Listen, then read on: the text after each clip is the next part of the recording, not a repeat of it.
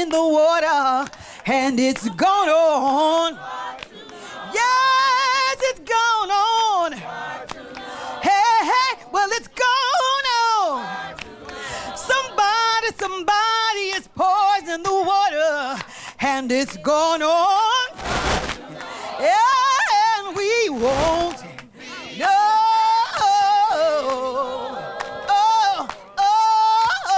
Somebody's stealing resources, and it's gone on.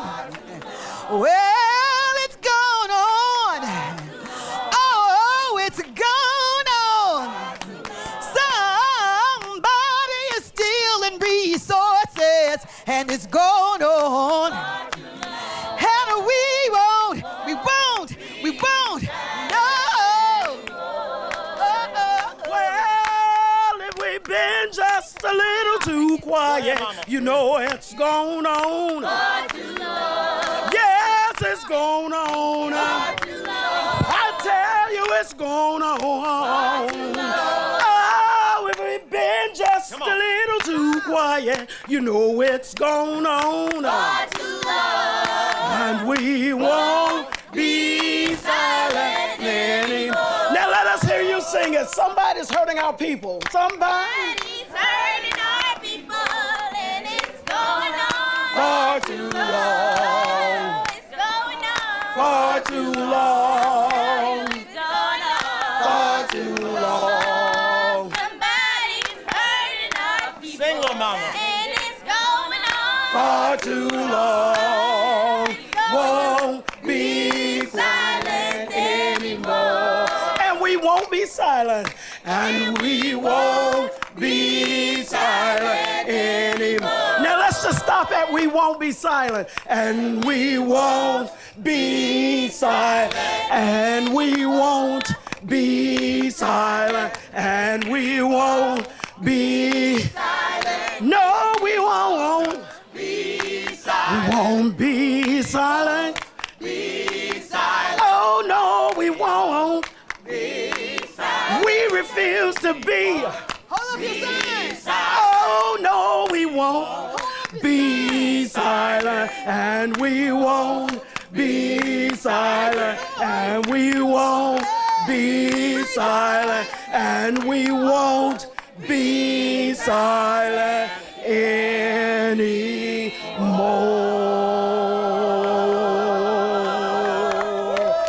Forward together.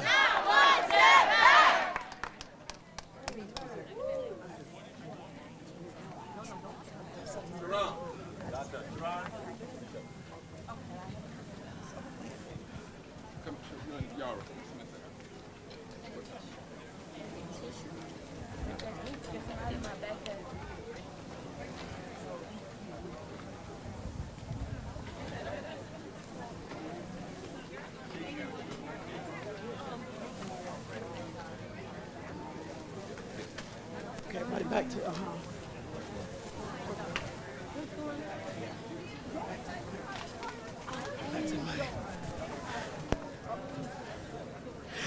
You know, as exciting as we can get, when we're out here, and we're all full of energy about why we're here, because poverty equals death. That's right. We're in mourning. That's right. We're in deep mourning. That's right. Anytime we have to use the word death, it pulls us into mourning. That's right. Right? And so we're just gonna hum right now, because some things words just can't articulate. All right? I want y'all to hum with us.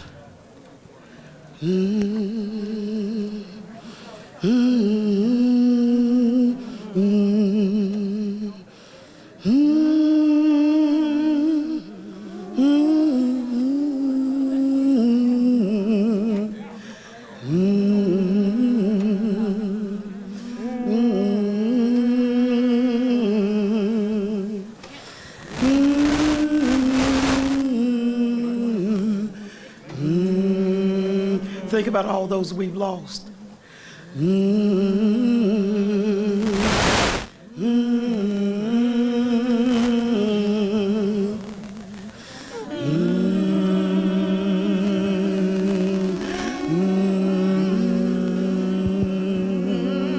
Everybody say,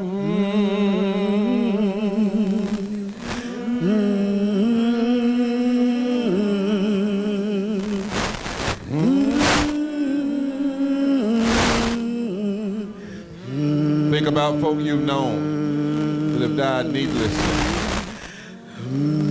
Should be here now. We got to bring them back to life. Nothing playing about what we're doing. This is, we're in black.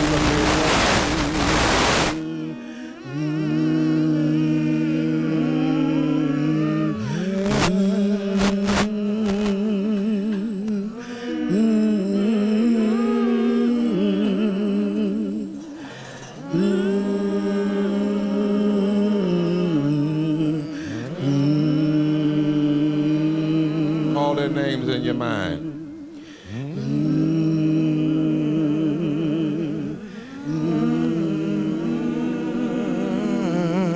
We don't do it, nobody else will, y'all.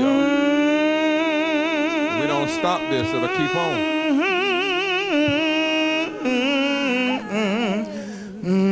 330,000 people died in COVID for lack of health care. 20 plus people every hour from poverty. No more without a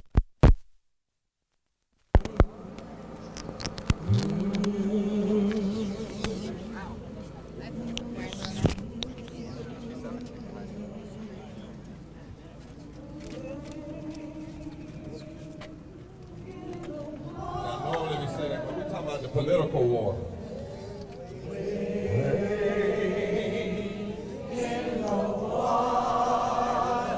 We're talking about the tears of the people. We got to trouble the water. Come on, everybody.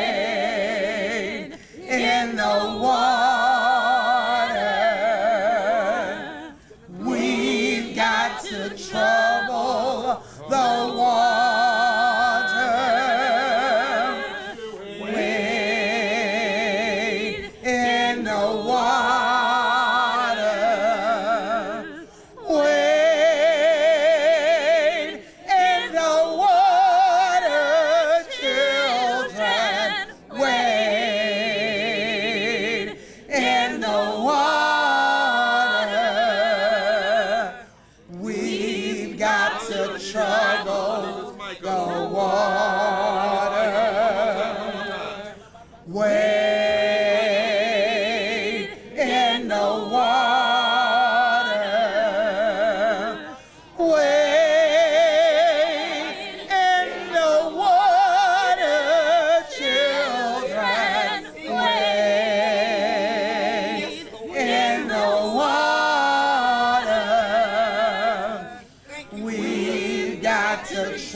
on, loud,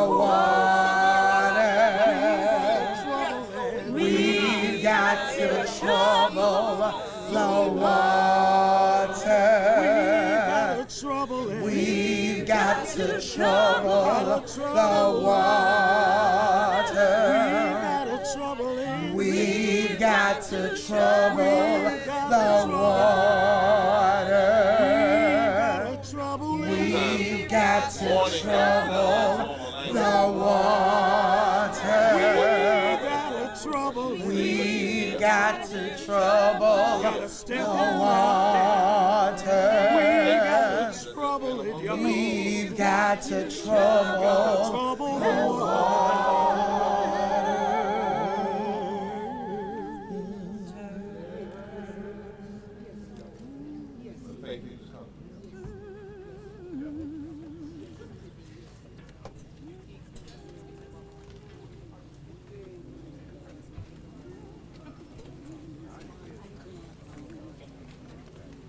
Come quickly. Yes, sir.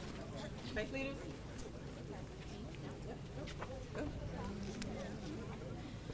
With love and lament, peace and protest, truth-telling and prophetic witness, we declare.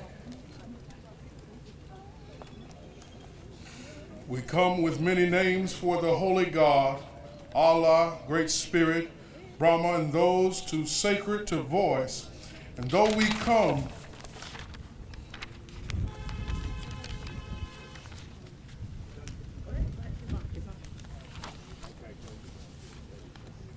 come called by different teachers, Jesus, Muhammad, Buddha, Moses, and others, all our sacred texts and traditions affirm justice, love, and dignity for all. We must break the cycle of systematic racism, poverty, ecological disaster, and denial of health care, militarism, and the war on the economy and the war economy of our society. We must shift the false moral narrative of religious nationalism. We must take action together around the systematic interlocking injustice of poverty. As it said in the Holy Quran, all believing men and women, you are responsible for doing that which is right and forbid that which is wrong. In the Quran, Surah 9, verses 41. Speak strong and loud in the mic. Today, poverty is the fourth leading cause of death nationwide. Nearly half of all the United States is poor or low income, and more than 200,000 people die each year from poverty, the lack of education, and the lack of health care. Poverty equals death. Let us heed the cry of the prophet Isaiah. If you remove the yoke from among you, the pointing of the finger, the speaking of evil, if you offer your food to the hungry and satisfy the needs of the afflicted, then your light shall rise in the darkness, and your gloom be like the noonday. Your ancient ruins shall be rebuilt. You will raise up the foundations of many generations, and you will be called the repairer of the breach, the restorer of streets to live in. Isaiah 58. We demand a moral agenda for a living wage for working people. The scriptures and prophets are clear that anything less than a living wage is sinful and oppressive. All the workers you've exploited and cheated cry out for judgment. The groans of the workers you used and abused are to roar in the ears of God. James 5:4. The prophet Jeremiah proclaims, "This is what God says. Do what is right and just. Rescue from the hand of the oppressor, the one who has been robbed. Do no wrong or violence to the foreigner, the fatherless, or the widow, and do not shed innocent blood." Jeremiah 22:3. But in our world today, there is much injustice. We commit to follow the footsteps of the prophet Isaiah. If you remove the yoke of oppression, the pointing of the finger, the speaking of evil, if you offer your food to the hungry and safety to the needs of the afflicted, you shall rise up the foundations of my generation. You shall be called repairers of the breach, the restorers of the streets to live in. Isaiah 58:10-12. We often hear, Sitting Bull of the Lakota people teaches. Let us put our minds together and see what life we can make for our children. And so for our children and for our children's children, we declare.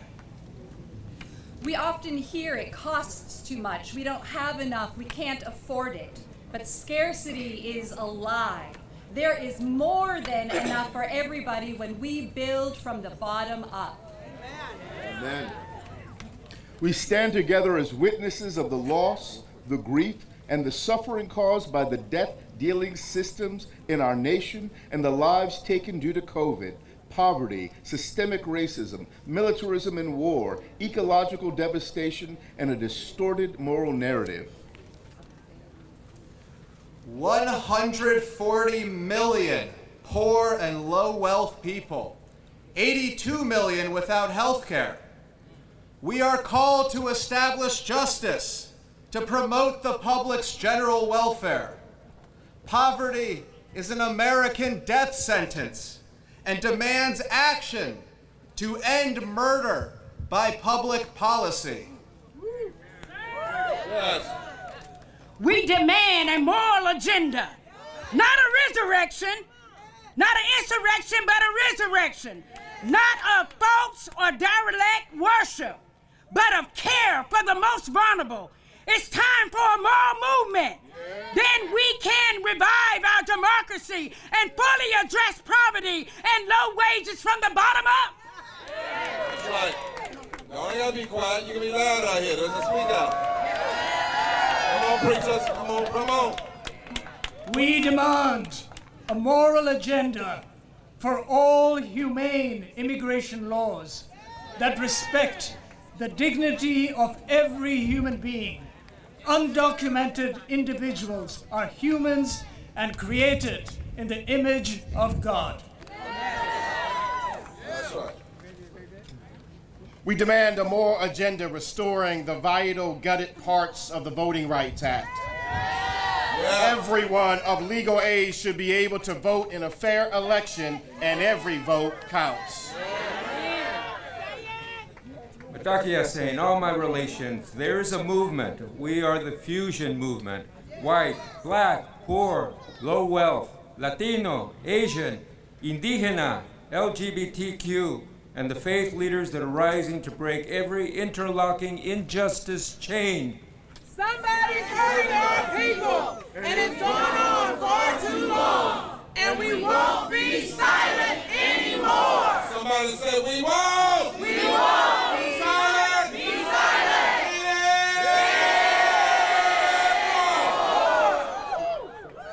Amen. I want to have these young folk, you see them. I would need 2 placards on this side of this young man who have a sign about death. You got them? Yes. Casimir, come in with that notebook. Now I want to ask something strange. Probably gonna need a couple of young folk to do this. I want to get 2 young folk that are okay to lay down and put a sign, one of the signs over them that says, poverty equals death. They would just lay down.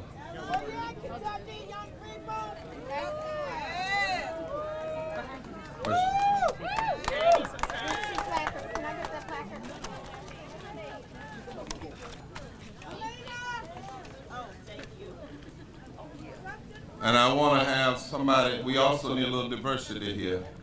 Now, you don't have to be that young. You can be young enough to get down there.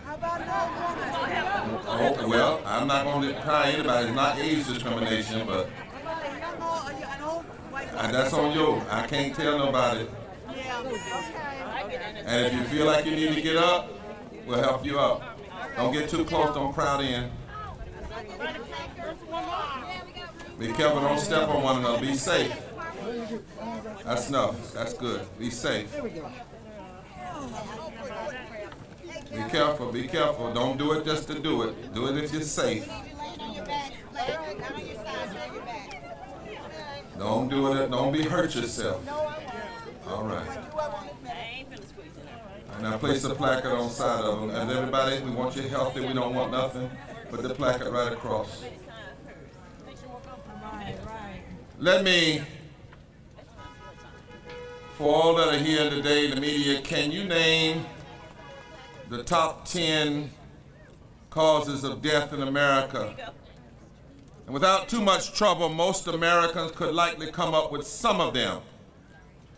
Cancer, heart disease, strokes, accidents. But it would come as a surprise to many to know that poverty is right up there and in fact higher than the things we just named. In fact, many ills that have inspired investigative committees, major policy investments, and sustained attention from the public and private sectors kill less people than poverty. Recently, a study has shown that cumulative poverty over many years is the fourth leading cause of death in this country. The fourth leading. Current poverty just this year is being poor right now is seventh on that list. And it alone causes, watch this, 10 times as many deaths as homicide. And yet every night you see news stories about homicide, and every politician will run and claim they're going to address crime and making the country safe. They're going to make countries safe from those that would pull the trigger of a gun. But what about those who are pulling the trigger of public policy? 5 times as many deaths as gun violence. I know we've talked a lot about police violence and gun violence and racist police killing black people, but you cannot raise that issue when poverty kills more black people than the racist cops ever kill. You cannot raise the gun violence issue, which ought to be raised. I'm on the front lines, I believe, but you can't raise that issue and say you're concerned about death and not look at the fact that poverty kills 5 times more people than gun violence. 2.5 times as many deaths as drug overdoses for opioids. And think about that. 5 people died from vaping, and we had a presidential level hearing. People always run, we're going to deal with opioids, but poverty kills 2.5 times more than drug overdoses. Cumulative poverty lingers year after year, and cumulative poverty is associated with 60% more death than current poverty, putting only heart disease and cancer and smoking-related deaths above the number of people that are killed by poverty. But if this is true, why do we hear so much about crime rates and opioid epidemic and gun violence, but so little from our elected leaders about poverty? Why is there no Surgeon General's warning on a low-wage job?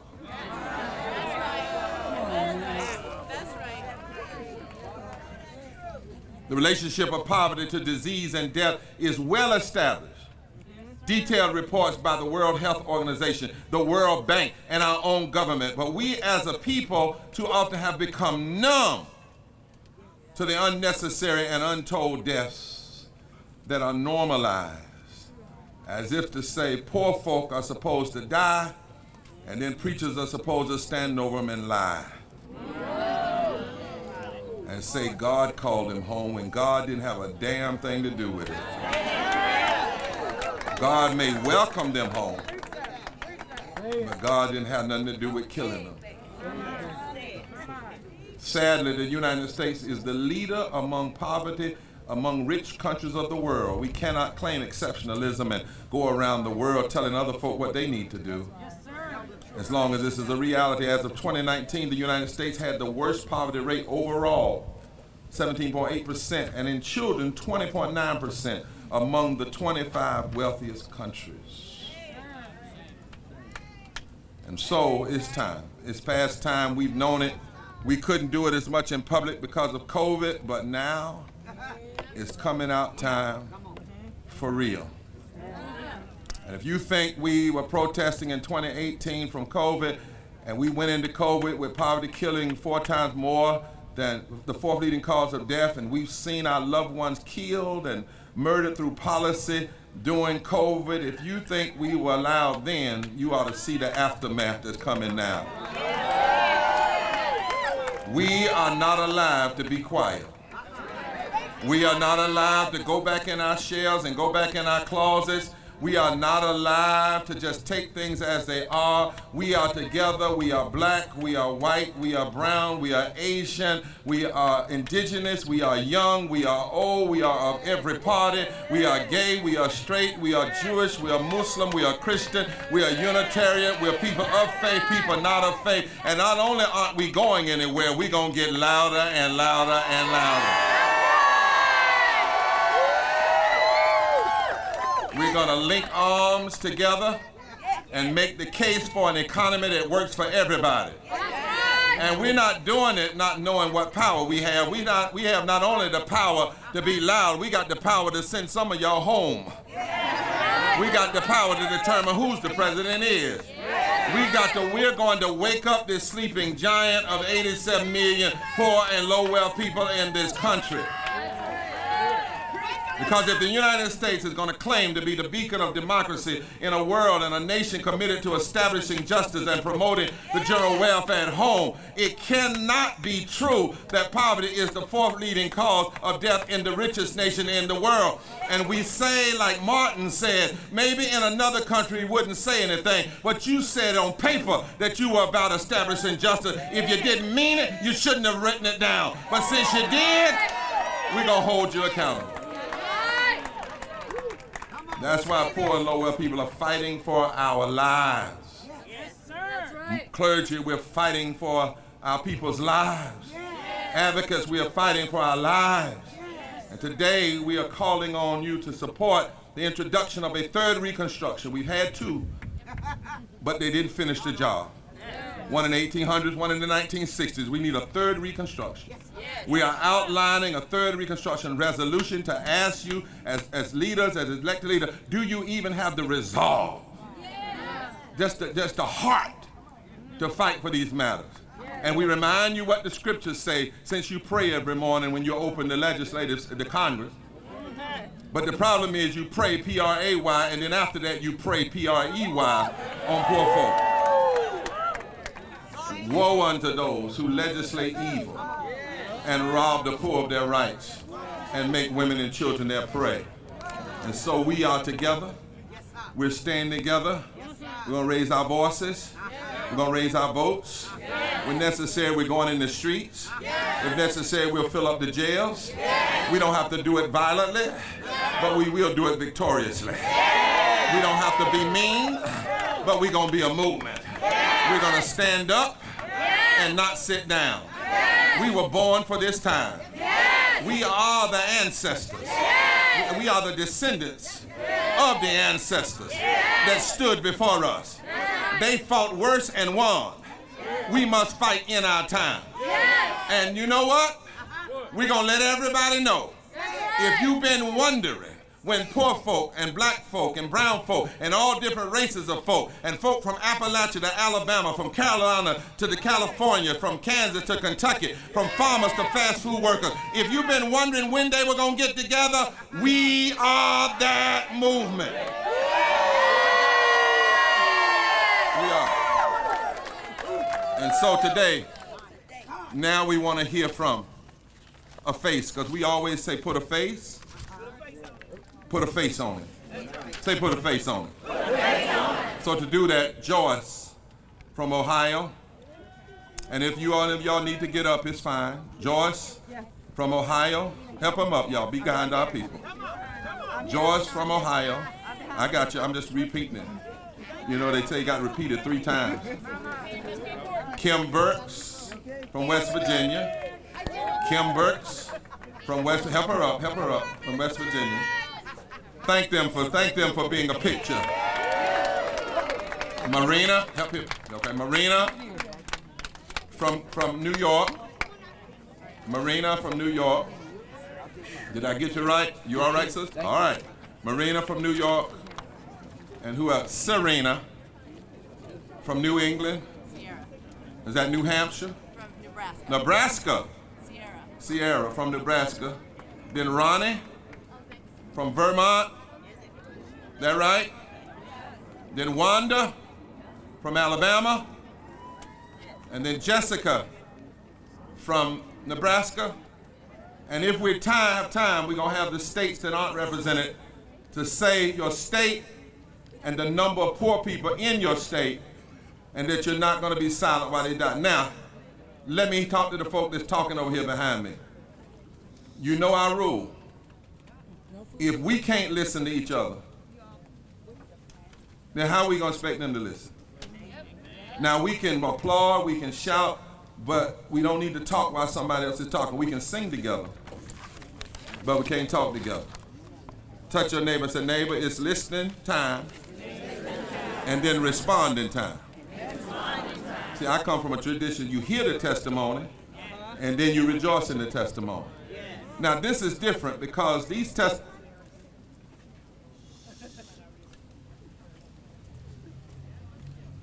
testimonies are not happy, and we can't make them pretty. That's not what America needs right now. If I can say it like we say it in the South, America's clogged up,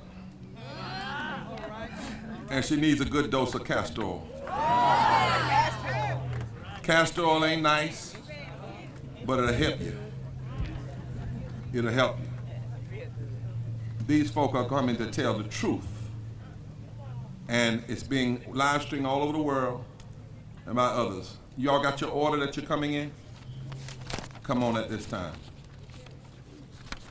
Come on at this time. Joyce, you start us off. Excuse me. Can you step up a little bit? Step up just a little bit. Give me that chair right. My name's Joyce Kendrick, and I'm from Middletown, Ohio. Ohio, where 39% of our population lives in poverty. During the pandemic, we all wore masks everywhere. I wore them not only for safety reasons. I'm on Medicare for disability, which doesn't cover dental care. At 60 years old, I've lost most of my teeth, and it was nice to hide behind those masks for a while. Society sees my lack of teeth and thinks poor hygiene, laziness, uneducated, ignorance. Many of the stereotypes that come to people like me who live in poverty. During that time, for once, Congress actually expanded the social safety net. With stimulus payments and extra SNAP benefits, I was hoping to finally, maybe, break out of the survival mode I had been living in. Before the expansions, I had to supplement my tiny benefits at food banks where it was difficult to find food that I could eat without my teeth. Mama. Things that people don't understand or even think about when it comes to people living in poverty. I was raised in a loving home, but as a survivor of more than a decade of childhood rape and torment by neighbors, the trauma and the resulting mental health issues caused me to become disabled at the age of 43. My first Social Security disability check was less than $700 a month. With my Medicare coverage deducted today, my monthly check is still in 3 digits. After the American Rescue Plan of 2021, my SNAP benefits increased and stimulus payments arrived. I had high hopes that maybe, just maybe now, I could buy nutritious food that I could eat. I could get the mental health treatment that I needed. Due to my childhood experiences, I was diagnosed with complex PTSD and trauma. That's ongoing treatment. And discovering the diagnosis at this advanced stage in my life, that's also a lifelong treatment. That's right. But now all that is gone. Lawmakers let the SNAP expansion and other pandemic programs expire. I'm back in survival mode.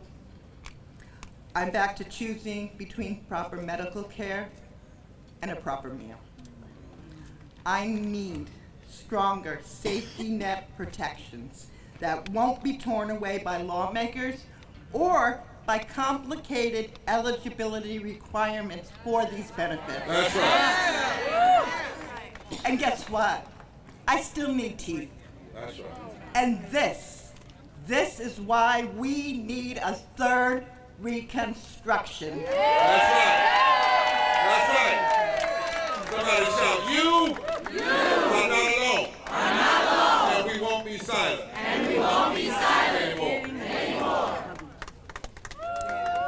And Kim Burke.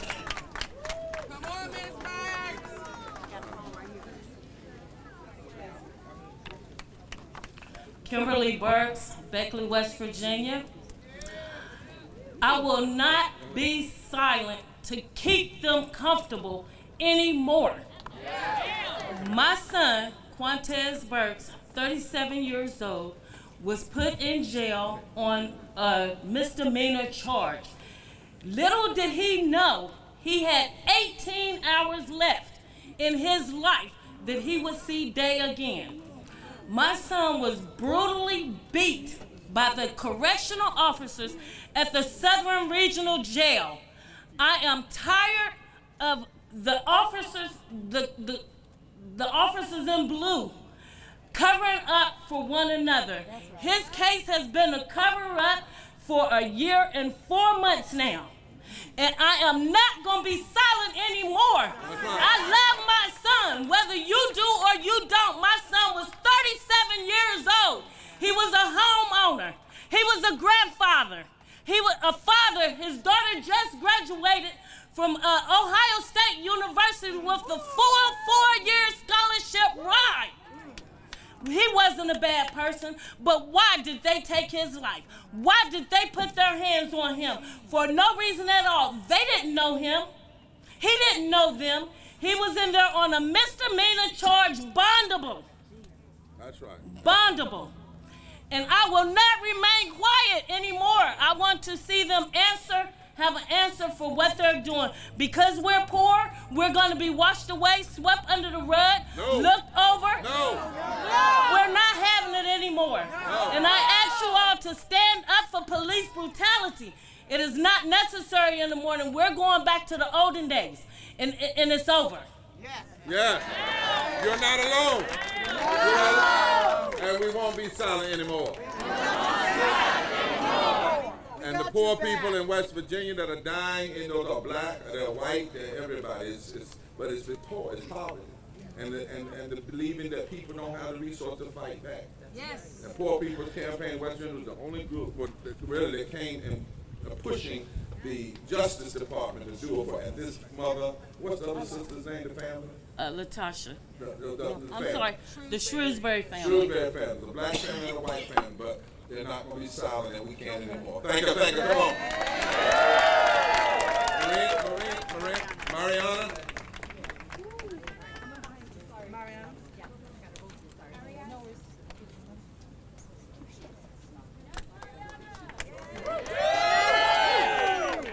And don't forget my son Max. All right, Max.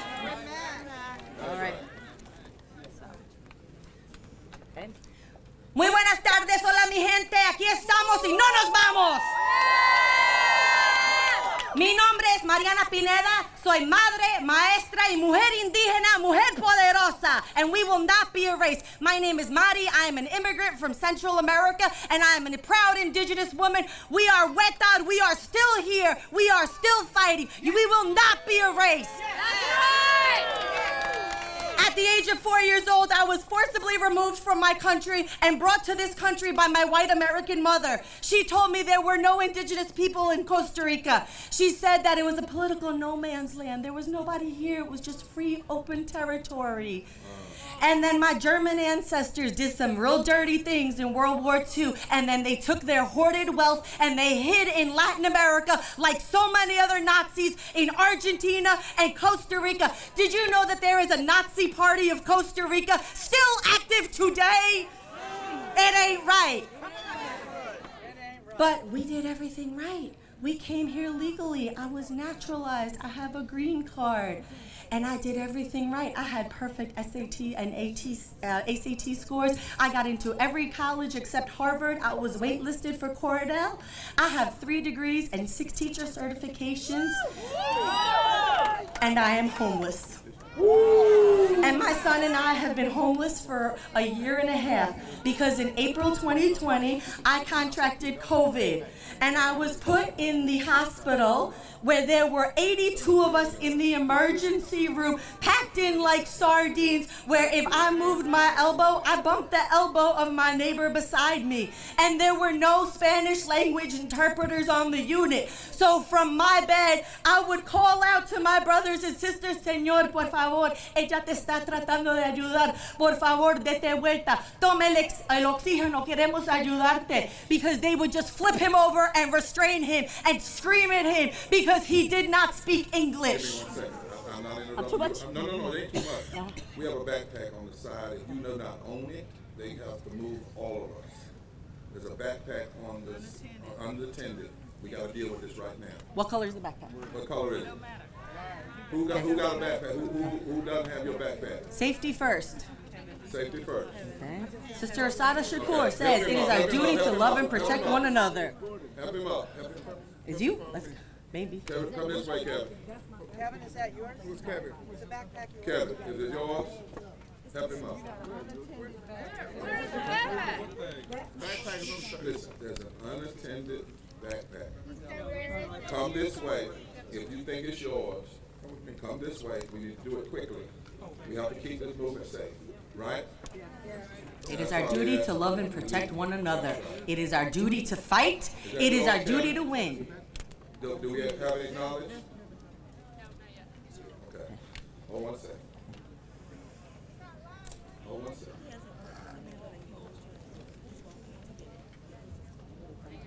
I just need somebody to tell me that we got an owner. Even if he's walked, is it the owner? Okay. You should know if you left it. Otherwise, they got to move us so they can check it. Have the owner, Bishop. Huh? You got an owner? Let it rip. All right. Thank you. So in April 2020, we were packed in like sardines in the COVID unit. I had to wait 36 hours in the ER to get a bed upstairs in what had been an ambulatory surgery unit, which they had converted into COVID units by duct taping plexiglass between us. And every single person on that unit was black or brown or Latino. There was one white woman on the unit, and they moved her real quick, and they left the rest of us there. And we say in my country, a freír monos, to go fry monkeys, because we had no disposable pull-ups, so you had to lay in bed and soil yourself. There was an oxygen shortage, so I had to be discharged at home without oxygen. And they told me that they could not provide transportation home from the hospital because it's very expensive. I was a public school teacher. I had good health insurance, I thought. I thought my union had my back. I was mistaken. Because when I was in the COVID unit, I was still posting brain pop videos in my Google Classroom. I was still attending faculty meetings with my camera off. I never got flowers, a card, a phone call from my district. And instead, I got a letter telling me that as of October, they would no longer be paying me, and instead I would have to pay them $3,000 a month for COBRA to keep my health insurance benefits. Okay. That's why we can't be what? We lost our house. We've been in a shelter for a year and a half. My 7-year-old son has been diagnosed with hypertension, a sleep disorder, PTSD, anxiety, and depression because social services rather pay the shelter $7,000 a month than give us a $1,300 a month voucher to try to get safe, affordable, accessible housing. It ain't right, and we're fighting back. El pueblo unido. Thank you. And my sister just said something that Matthew Desmond in his book talks about the billions of dollars that are there for poor and low wealth communities that aren't accessible because of the bureaucracy, and they pay the lawyers rather than pay the people. The lawyer and others. This is why we can't be silent. And we can't be alone, and why America must hear these voices. We have Sierra from Nebraska. Talk to us. Talk to the nation. My name is Sierra. I'm from Hastings, Nebraska, and I'm one of many with my story. The first time I remember food insecurity being a real issue was when I moved out of the house and was pregnant with my oldest. I often skipped meals with my husband, or he would eat one day and I would eat the next. Once we had third snap in the third trimester, when they finally counted the baby as a person, we were able to eat at least once a day. After my son was born and off of formula, we were back to eating every other day for a while. This is so we made sure he could eat. This lack of nutrition, my doctor told me, is the reason my second pregnancy was so rough. I was on bed rest at 20 weeks after I almost lost my second son due to the lack of nutrition. This is uncalled for when this is supposed to be a country of opportunity, especially when I live in our nation's breadbasket. As a child care worker, I also deeply care about access to quality jobs. It's not right that so many jobs lack benefits such as paid sick leave, retirement, and paid parental leave. I shouldn't have to be in the hospital with my sick child wondering if I can pay my rent at the end of the month because I can't work while he is recovering. But I have found myself in this position multiple times. I should be worried about my son's health, not the bills, but I don't get that luxury. I shouldn't be sitting in the hospital hiding my fear of losing our home from my child as he recovers. This isn't the America I want for my children. We need change, and we need it now. You're not alone. And we won't be silent anymore. We won't be silent anymore.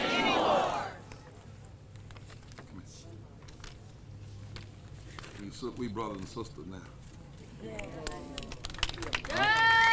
I don't have no church, so I'll pastor you. How about that?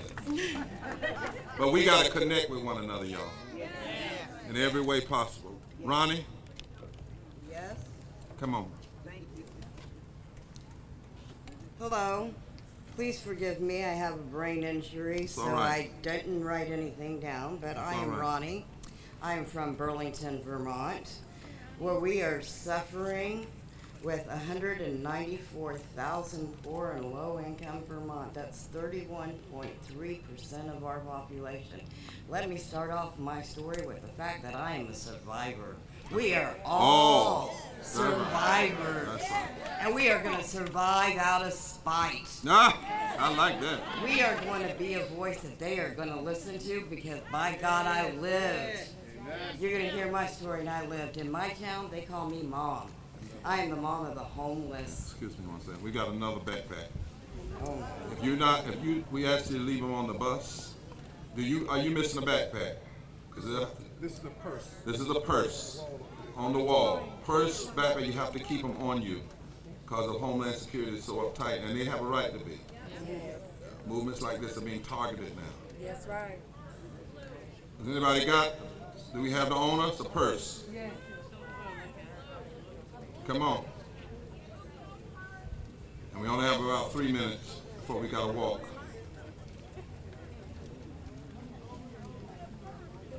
Got a purse? She got it? Okay, all right. Thank you. Give it up. I am the daughter of a Vietnam vet. I have Agent Orange. I'm not recognized by the federal government. Jesus. I have fibromyalgia. I have arthritis that started at 10 years old, so I already fight that. I'm a teenage mother at 14 years old. I'm a proud mother of 3 children, but I am now the mother of the homeless crew in Burlington, Vermont. Governor Phil Scott vetoed. Governor Phil Scott vetoed the homeless hotel program, which puts everybody out. And now they have to face the homeless insecurity that I was facing when I had my heart attack. Jesus. I stood there. I know that I am DNR. That was not respected. Nothing is respected about me. I'm Native American, and it's not respected. I check other. I'm LGBTQ. That's not respected. I'm a teenage mother, so I get no respect. I'm a recovered addict, that gets me no respect. I am homeless, that gets me no respect. So when I was suffering my heart attack, I didn't want to go in and have it taken care of. But I did, because I was standing in front of all the kids that were homeless and felt hopeless themselves. And I'm trying to give them hope. That's right. We're trying to give them hope. That's right. We have a voice. We got to give the next generation hope, don't we? We got to give them love. If we give them love, we can pull them out of poverty. Because if you love somebody, you want them to be just as equal to you. That's right. If you love somebody, you want them to have a home. If you love somebody, you want them to have a meal. If you love somebody, you want them to have medical care. That's right. If you love somebody, you don't want them to survive a heart surgery and go right back into a homeless shelter. That's right. If we love somebody, we can pull them out of poverty. Let's be the voice of love. Let's be it. Say, let's be the voice of love. Let's be the voice of love. Wanda and Jessica, we're going to do it at the press conference. Reverend Liz is going to come and close us, and I then going to need, where? Okay, we're going to need in a moment just to open up that little way so I can come right through there. You've got to let us wail. You've got to let us wail. We have heard and we know to the core of our bodies that death, that poverty is a death sentence. But another way is possible. We, as we've heard, can be and are a moral resurrection. Reaching to those in the halls of Congress and across this capital city. If we choose, there can be life.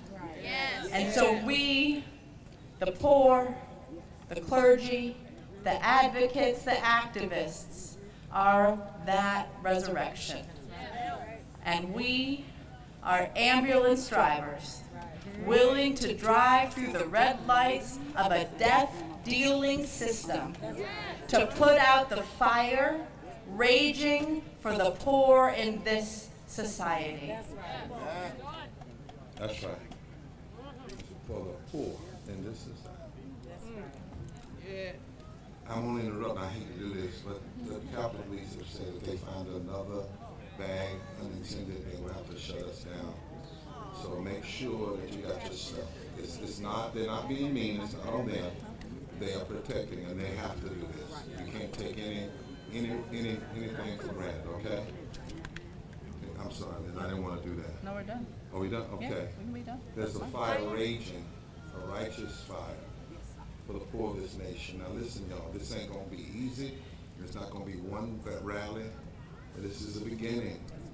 And we're going to keep on, and we're going to keep on, and we're going to keep on.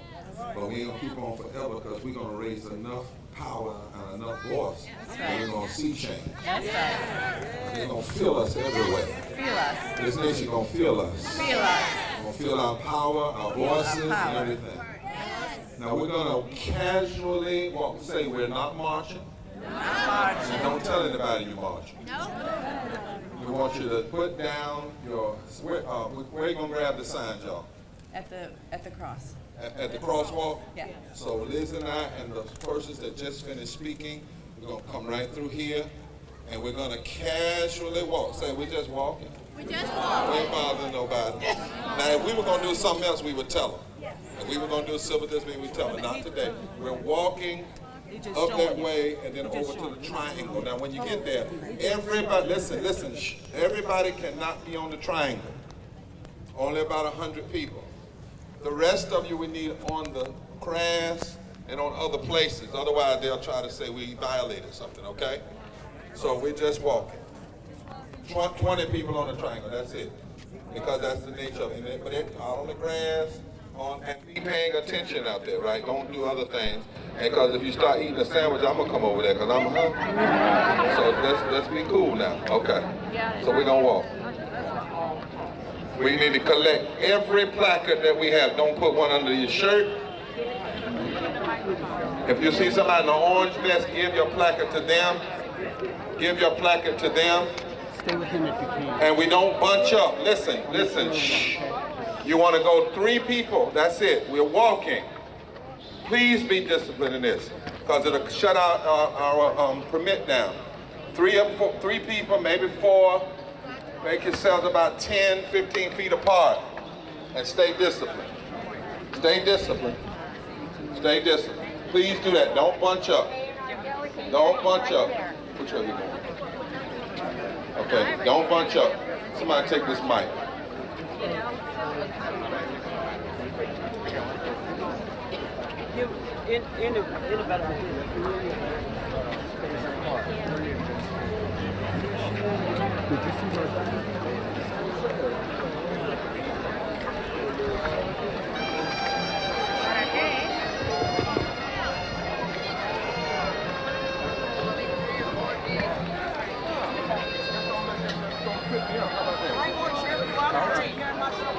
I know you ain't. I'm just teasing. Go ahead a little further in front of me. Lead us on. You want me to lead Yeah, y'all? I want you to lead. Okay, I'm gonna lead You're y'all the to lead. security. You're the security. No, security right here. Oh, you got it? Okay. They right there. They got black shirts on. You the boss. That's right. We just Don't bunch up. I gotta walk. Somebody has to push me because he wants me to walk. I want you up there. I want you. Yeah. I want you right there, babe. Y'all show this part down. No, she can keep on, but I'm good.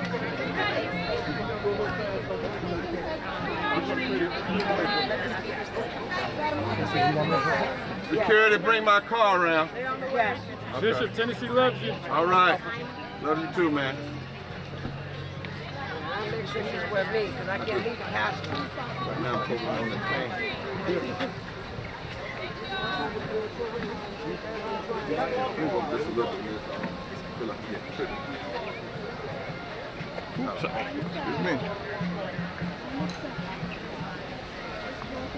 No chanting. Pass that back, y'all. No chanting. 3 by 3, please. Right here. I need y'all to stop. I need everybody to get by 3. Line up 3 by 3. I need the speakers up front. And everybody else fall behind the speakers. 3 by Bryson, I need you up here. Miss Carol and Calvin. Carol. Y'all go. 3 by 3.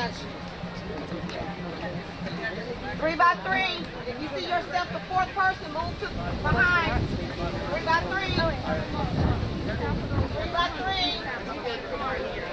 by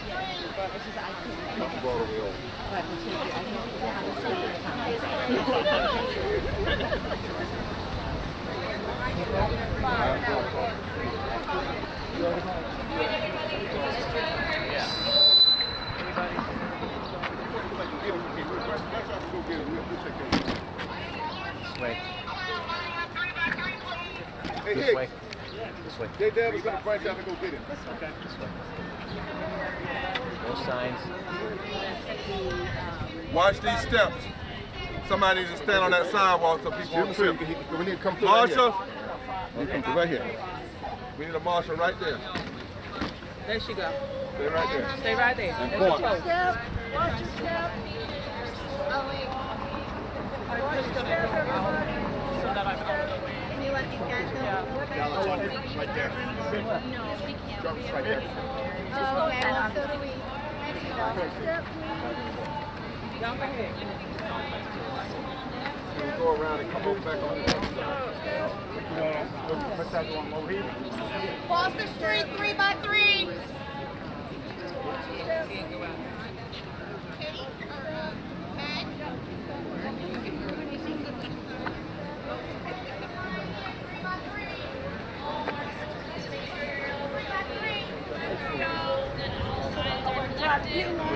I'm just being me. No, me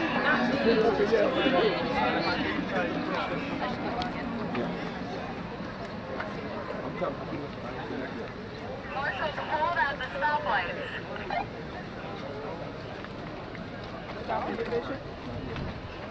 The chair's right there.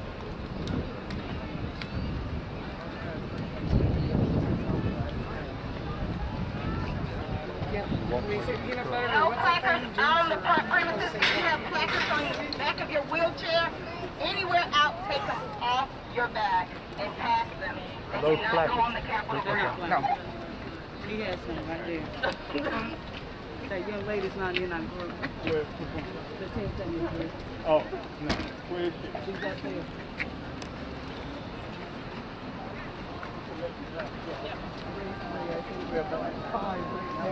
Yeah, I think we're 3 by 3 back now, y'all. Keep it 3 by 3, y'all. 3 by 3 is 1, 2, 3. One is like 3. One is like 3.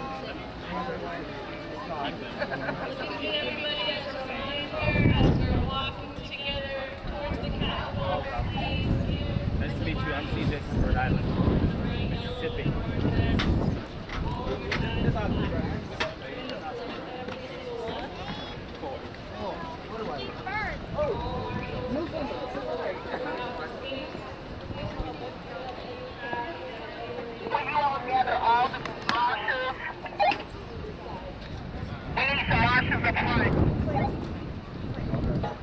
We have 2.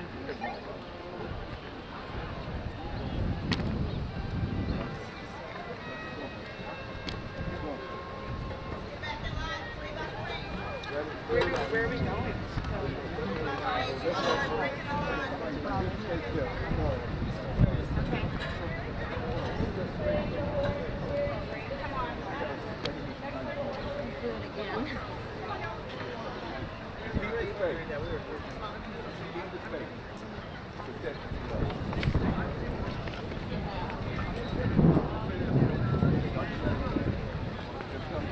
Someone right on this end. Next 3.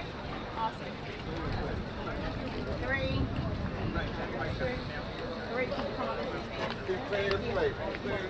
All right, next 3. One more right here. Yes. Hey, pregnancy. Look at this. Look at this. Sisters. Yes. Yes.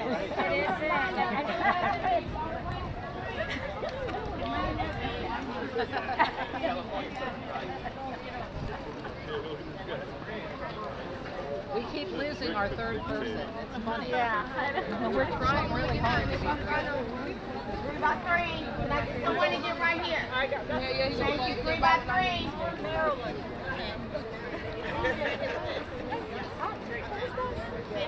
All right, we got our 3.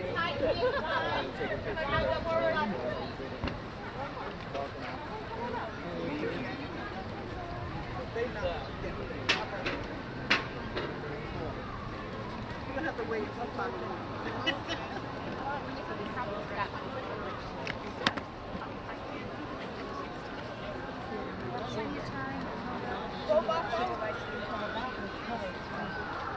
Didn't understand is because he showed us how to stand.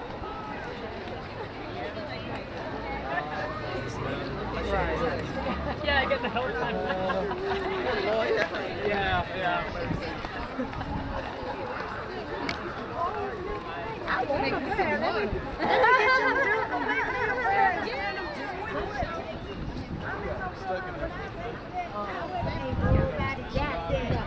Ain't nobody got this.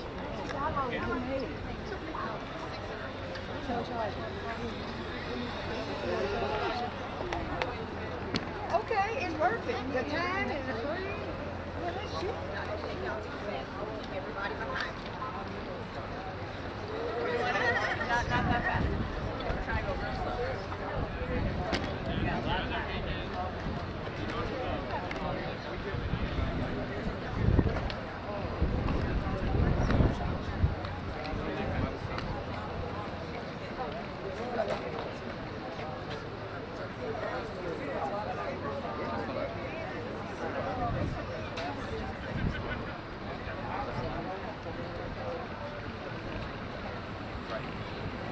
Okay.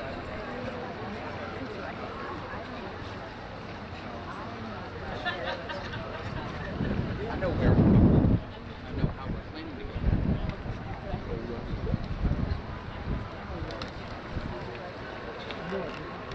I actually like to look and they said, who knows? I'm talking about the You gotta see Medicine Street. Medicine.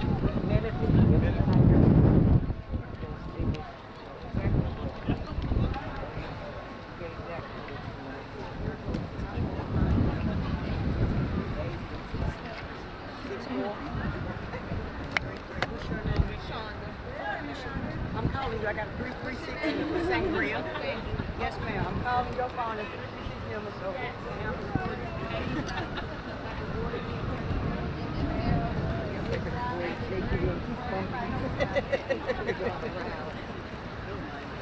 I almost got her headline, but thank you. Yes.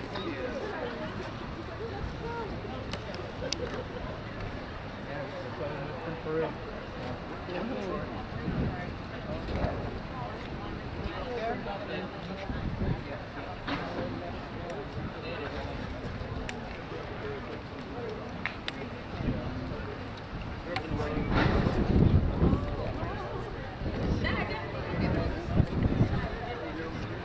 We came here for Congress.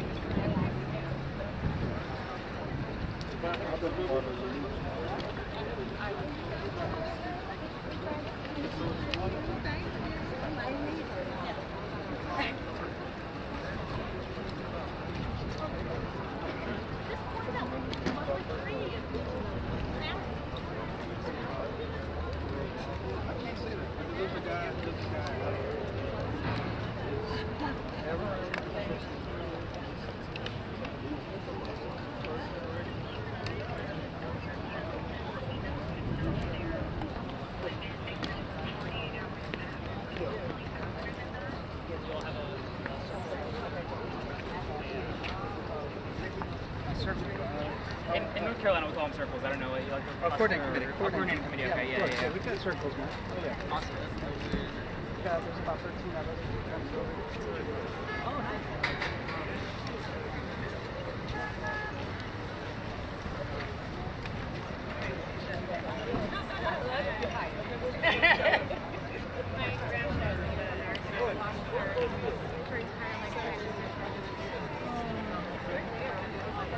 Eric?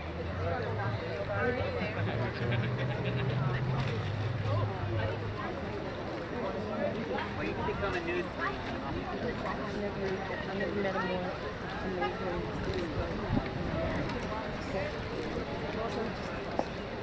Yeah. I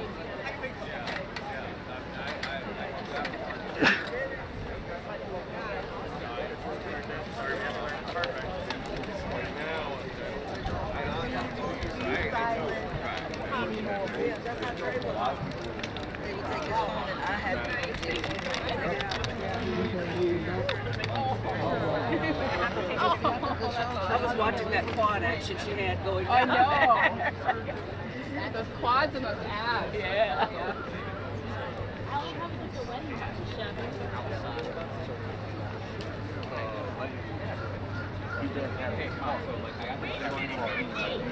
This year is actually a huge year in the midst of all the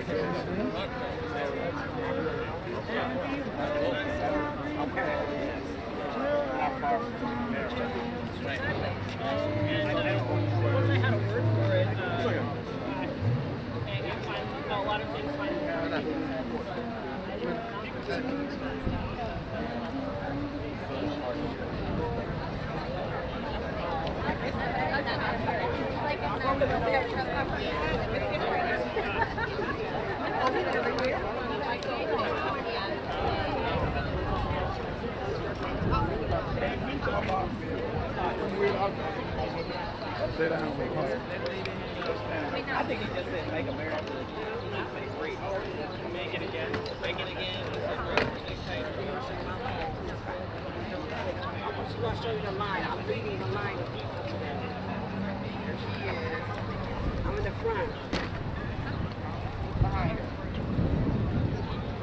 Great. I can Okay, perfect. Got it. You rather told me that you have a year.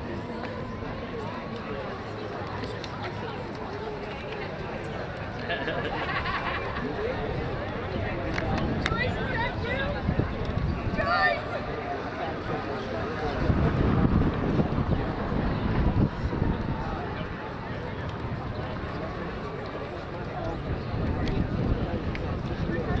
Hey, Daniel.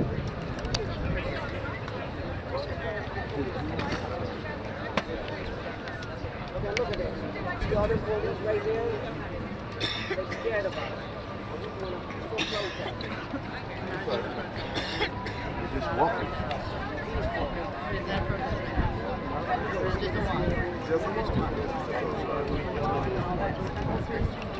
Grabbing some fresh air, look at the Capitol.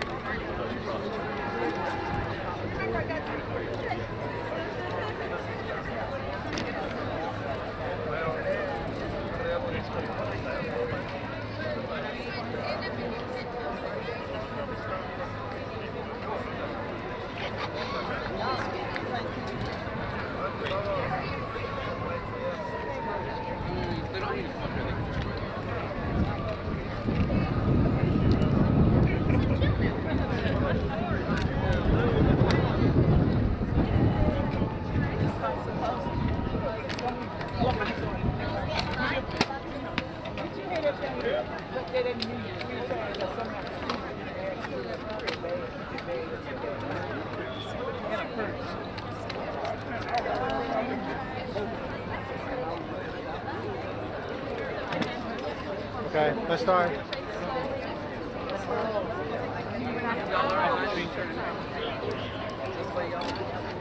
I guess now. Nice and slow. If we can get it to three, if we can get that three back Nice again. and slow. Get that three back, three. Get three. Let's stop right here, let's stop right here. We can start right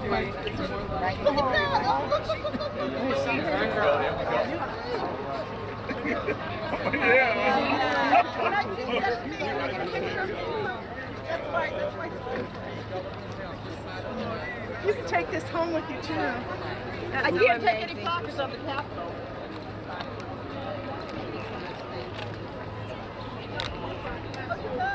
Where are you going?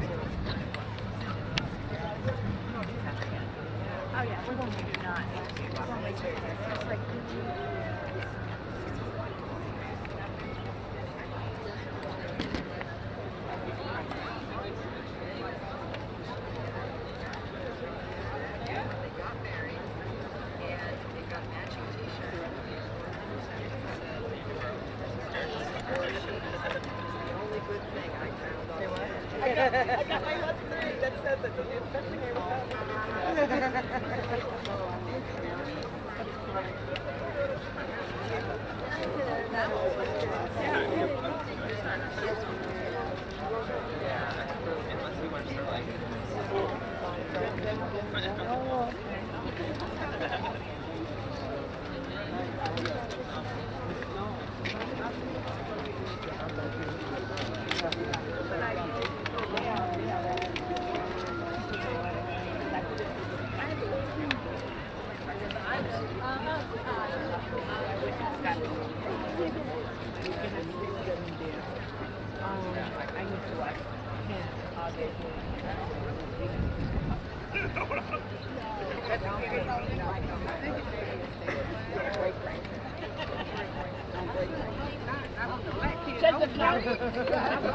feeling some kind of way, you know?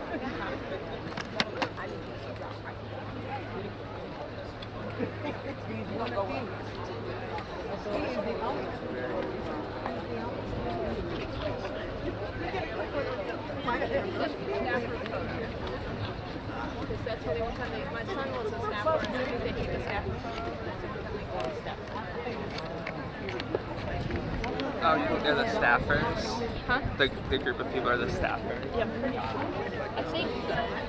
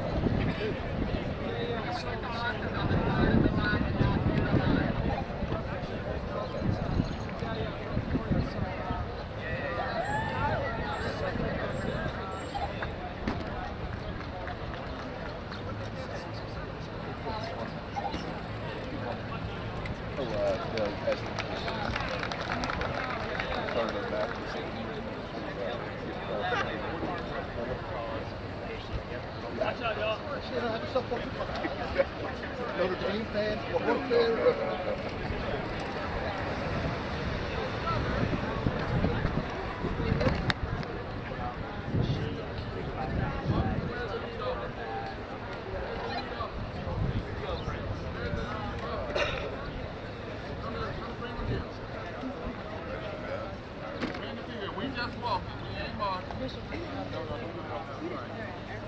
We ain't got no placard.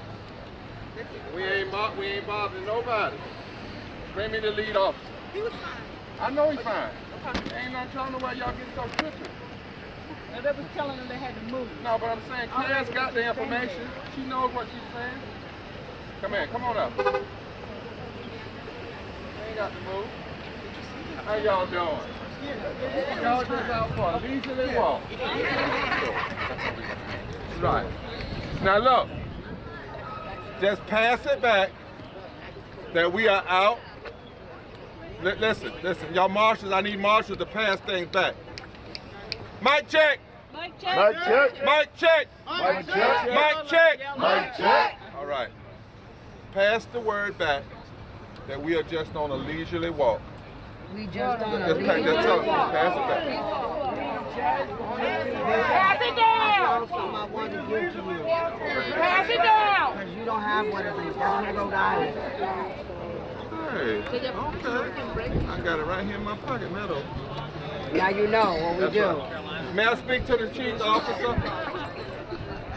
Get that officer. Who is the chief? He's coming, Bishop. Where's Eric? Eric, I need Eric.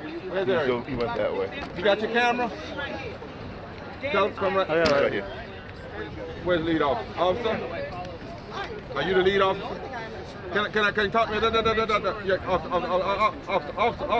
officer, come right here to me. I'm the responsible one. Now, what's the problem? Okay, let's deal with it. What's the problem? The traffic. Okay, so tell me, because it's a leisurely walk, there ain't no march or nothing, we ain't got no sign, we ain't no insurrection, we ain't doing nothing, we just walking. They told us we could walk. I know you didn't, I'm just saying other people, I didn't even get you on the record.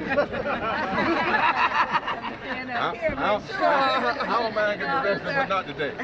So look, hold on. So tell me, how far do they need to move over to the side? Well, we're kind of just watching it. So far, the cars have been able to get through. Cool. But the cars isn't just letting them get through. It's making sure none of your people get hurt I got either. you. So Okay. that's what we're really watching for. That's why we have police presence. Cool.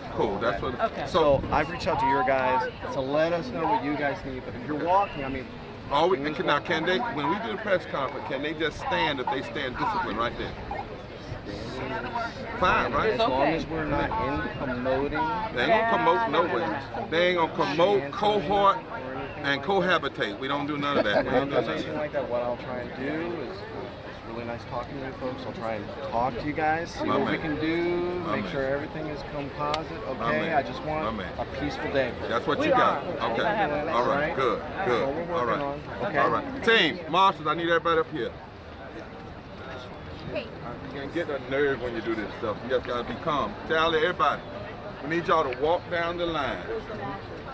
You walk down this line, tell people to be mindful of the car. Stay on this side and stay disciplined. They can't, we can stay, we can walk and do anything, but right now, for discipline's sake, we want the picture to be we're doing the press conference and the chief back that way. So we need people to stay disciplined till after the press conference. Stay on this side, don't get hit by the officer will tell us if there is a problem. See, and we also need, this is a lesson. They need to see folks up there and we over here. Then we're going to teach what that means tomorrow. Next time we're going to be over there. But then we were told we could be, see they all that they doing? Now they tell us we can't. You see? Does they approve that letter? Right. They didn't. Now listen. That's teaching. That's a lesson. That's a lesson. See, because that's McCarthy approved that. They wouldn't approve us. But that's okay. This picture is better than that one too. Yep. Right. So come on. Let me walk down the line. Y'all walk down the line. Same message. Get the speakers over to the triangle. Get the speakers to the triangle. Speakers to the triangle. Watch out.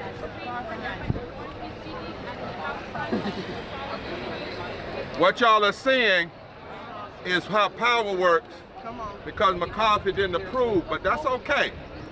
We need what we're doing right now.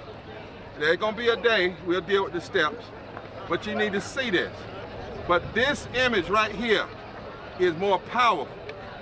All of us standing, disciplined together, because this is a sign of what's coming, right? And what we're gonna eventually do. So look at our line, all the way back. As long as we move, don't move. We ain't got to move. Don't worry about them steps right now. Let's take this way. Make sure if a car moves, don't let them through. There will be a day for us to do nonviolent action. This is not the day. The day will come when we will do it if we need to shake the heart of this nation. And even on camera, I'm not saying win, because we never come to get arrested. We don't do that. We come to exercise our rights. And then if you arrest us, that's your business. But right now, this picture, and just make sure folks stay back, we can only get 25 people on the triangle for the press conference. But the way this is, the cameras will shoot. And Margaret knows about that. They're going to shoot across us. So guess what they're going to see? This whole line. And it's a beautiful thing. Look at it. Yep. Look at it. All the way. And they wondering what's going on. They mobilize. But this is what happens when you have a speaker that says no to some. And I'm glad we're seeing this today. Because see, this is going to help us come here, this lady's is going to go to court for us. They're getting ready to file, and they're going to file, and we're taking all these pictures. This is our lawyer. And she getting ready to go to court and say, now how is it that one group of folk were denied while we were watching other folk do that? See? See? Can I say something? Y'all cut the camera off for a minute. My grandma used to say, sometimes you got to get a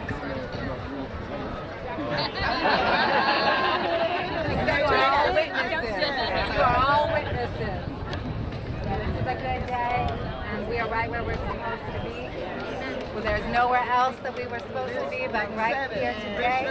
Yes, and we're going to hold this line. It's a beautiful line, and if you need to move, we will let you know. But you're right where you're supposed to be right now. Beautiful. Thank you. Stay right here.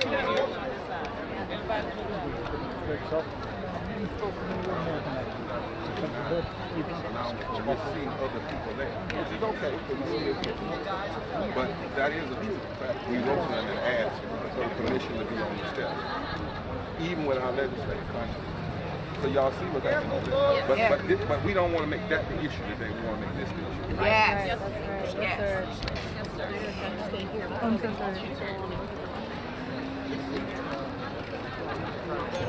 I want some driving test so be it. But I can't do this one. No, yeah, I do. Because the other one may need it. But let them not have left. No, I ain't got nothing. I'm tired. I'm having a moment.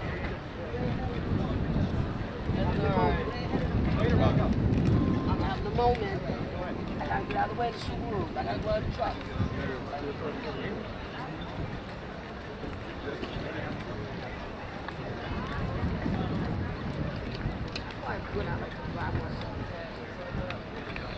I crashed.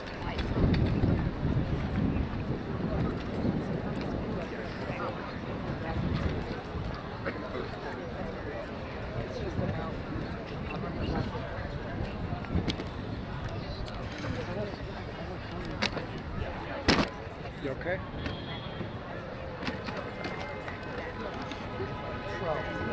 I guess it is. But I do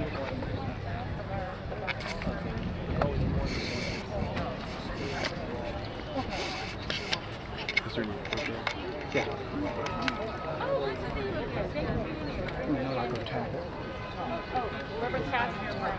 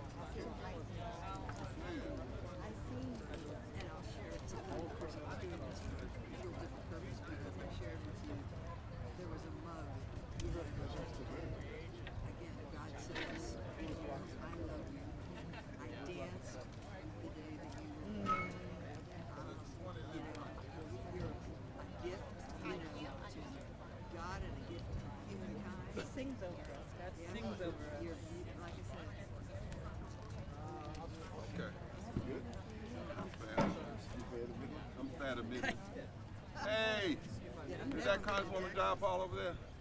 Hey, is that you? Who is that? No, that ain't. That's Detroit. How you doing? Well, I ain't been to Detroit. It's been COVID. But don't act like I can't cook. All right, we're going to speak the 5. Let's speak 1, where 2. Now look, I do need y'all on this. I know you got to do that 1 minute. I know we're a little bit over there, but we got to hit that 1 minute. Hit it hard. You get tapped on the back, that means, because they got to go back in and stuff, and we don't want to lose folks. Are they here? Yes, it's getting rain. It don't rain on us.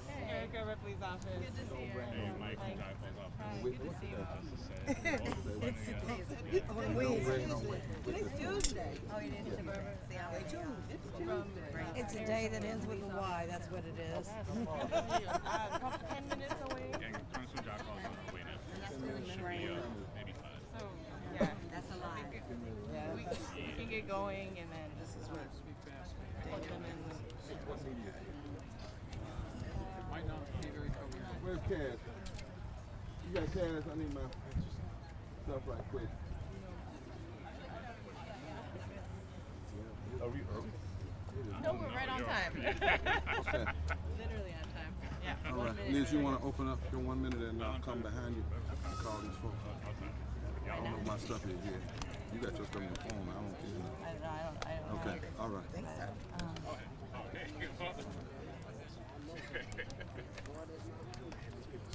Huh? No signs. None. Okay. All right.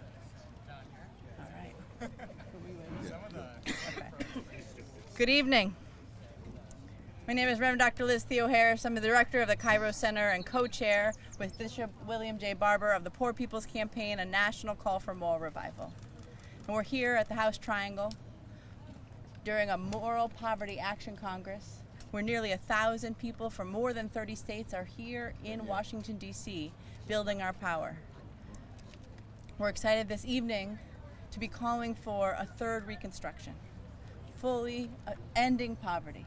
Amen. Because we know we live in the richest country in the world, the richest country in human history, where poverty has no place. And yet, before the COVID-19 pandemic, 140 million people, almost half of the U.S. population, was poor or one small emergency from absolute economic ruin. But it does not have to be this way. We do not live in scarcity. Death does not have to have the last say.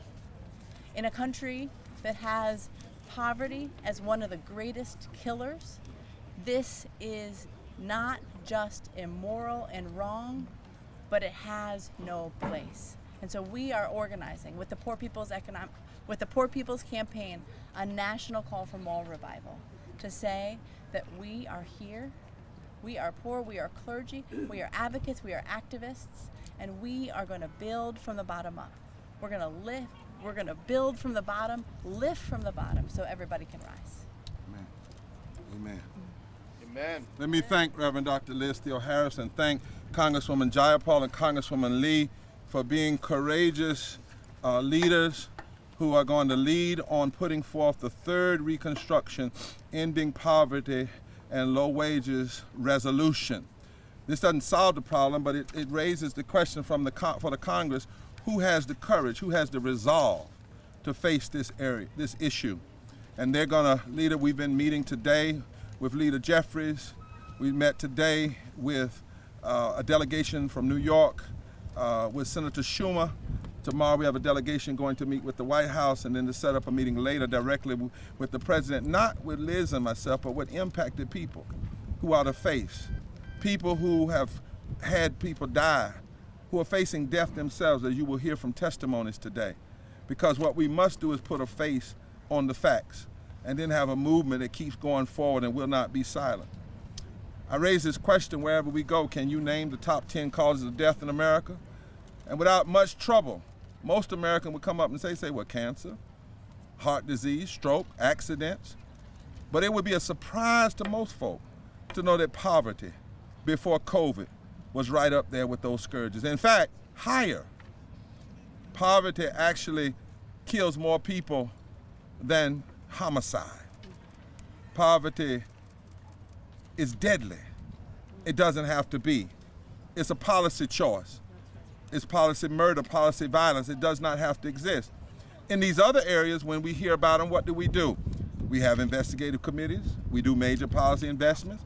We get sustained attention from the public. But when it comes to poverty, every night you can hear about homicide, and you'll hear some elected figure get on and talk about keeping the society safe and wanting to make sure we're safe. But poverty is the fourth leading cause of death in America. Shame. This is recent. And let me say, it was like this, Congressman John Paul, going into COVID. It's not the result of COVID. It got worse.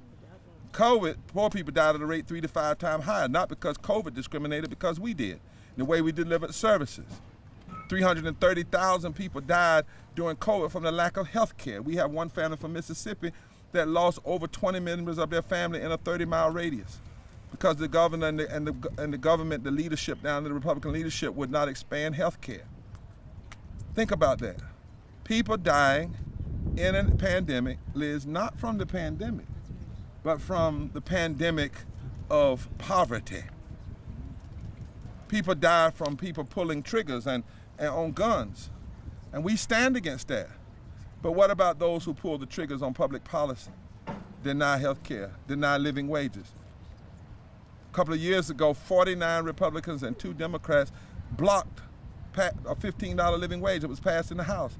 That kept nearly 50 million people in poverty and low wages. Kept them there. 51 people said no to millions. 41% of African Americans would have been lifted out of poverty and low wages with one vote. So here we are. Poverty kills more people, is 10 times more deadly than homicide. Poverty is 5 times more deadly than gun violence. Poverty is 2.5 times as many deaths as drug overdoses. Recent scholarship by Dr. Brady. But also we have Matthew Desmond, and he has a book out called Poverty by America. Not poverty in America, poverty by America. What has been done in our system to actually create poverty? Cumulative poverty that lingers year after year is associated with approximately 60% more death than current poverty. Why is it that we hear about an opioid epidemic and a gun violence epidemic? Why is it that there's no Surgeon General's warning on low-wage jobs? And say that low-wage jobs kill. And when you send people and call them essential workers during a pandemic, but then you treat them like they're expendable. And you send them in to save the country, but you don't give them health care and living wages. Or you lift up people for a little while through child poverty tax credit and then drop them right back down.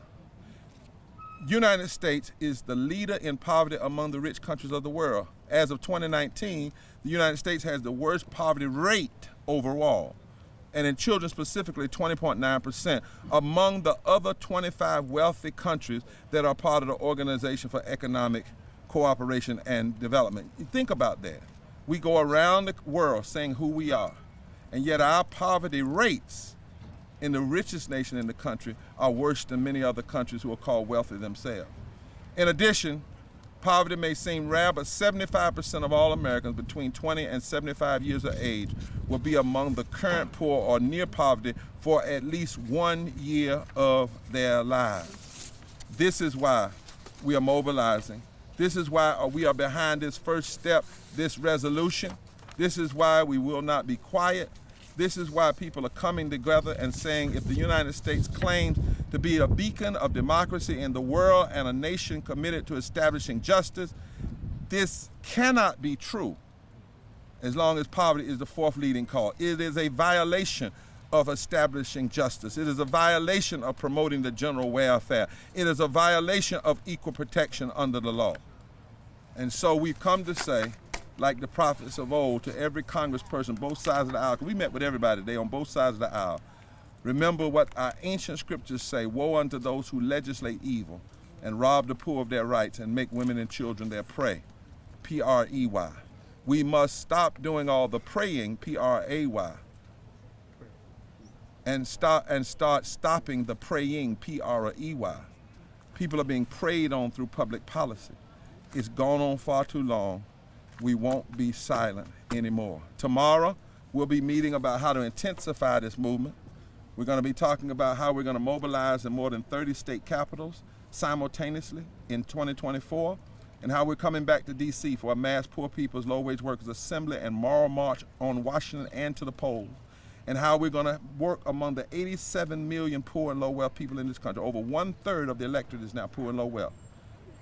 And in battleground states, 44%. 44%.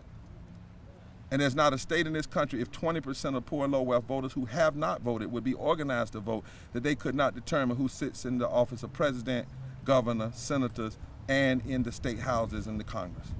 We are not a movement without power, and we're going to organize that power, and we're going to use every moral tool. We're not an insurrection, we're a resurrection. Amen. We're going to use every moral tool. Now today you see this line, and we're kind of quiet today, because Representative Speaker McCarthy wouldn't approve a permit for us to be on the steps, but y'all see everybody else up on the steps. He said we couldn't be up on the steps. Okay. Today we'll stand in the parking lot. Today we'll do that. But this is not a one-day moment. This is a massive movement that's building all over this country, and we won't be silent anymore. Is Representative Lee here yet? Representative Lee, she's not here yet. We have just a few testifiers, and then we're going to ask Representative Lee, Representative John Paul, because they are the she-roles today in terms of they're going to put on the floor tomorrow, or introduce tomorrow, this third Reconstruction resolution. At this time, we want to ask our first testifier to come. Step right up. Come up, step right up. Come on, brother. Good evening. My name is Calvin Stewart. I'm from Rolling Fork, Mississippi. My community was hit by an E4 tornado that destroyed over 65% of my community. As of today, I'm still not back in my home. FEMA has not done me any justice, along with a lot of more people in my community. Every time we call FEMA, I'm told, give it 2 weeks, we're reviewing, call back. So many people in my community, we had 176 homes that were lost during this horrific tornado. Citizens are still not getting the help from the government. When our president visited to my city, and he told us that help was on the way. Today, June 20th, there are still 40% of people in Rolling Fork that have been denied numerous times from FEMA with no help. Somebody is hurting our people far too long. Policy is poverty. We're not getting the changes that we need. We're not getting the help we need. We have to fight the democracy of this country to make sure they tell us that they're going to help us. You think about poverty.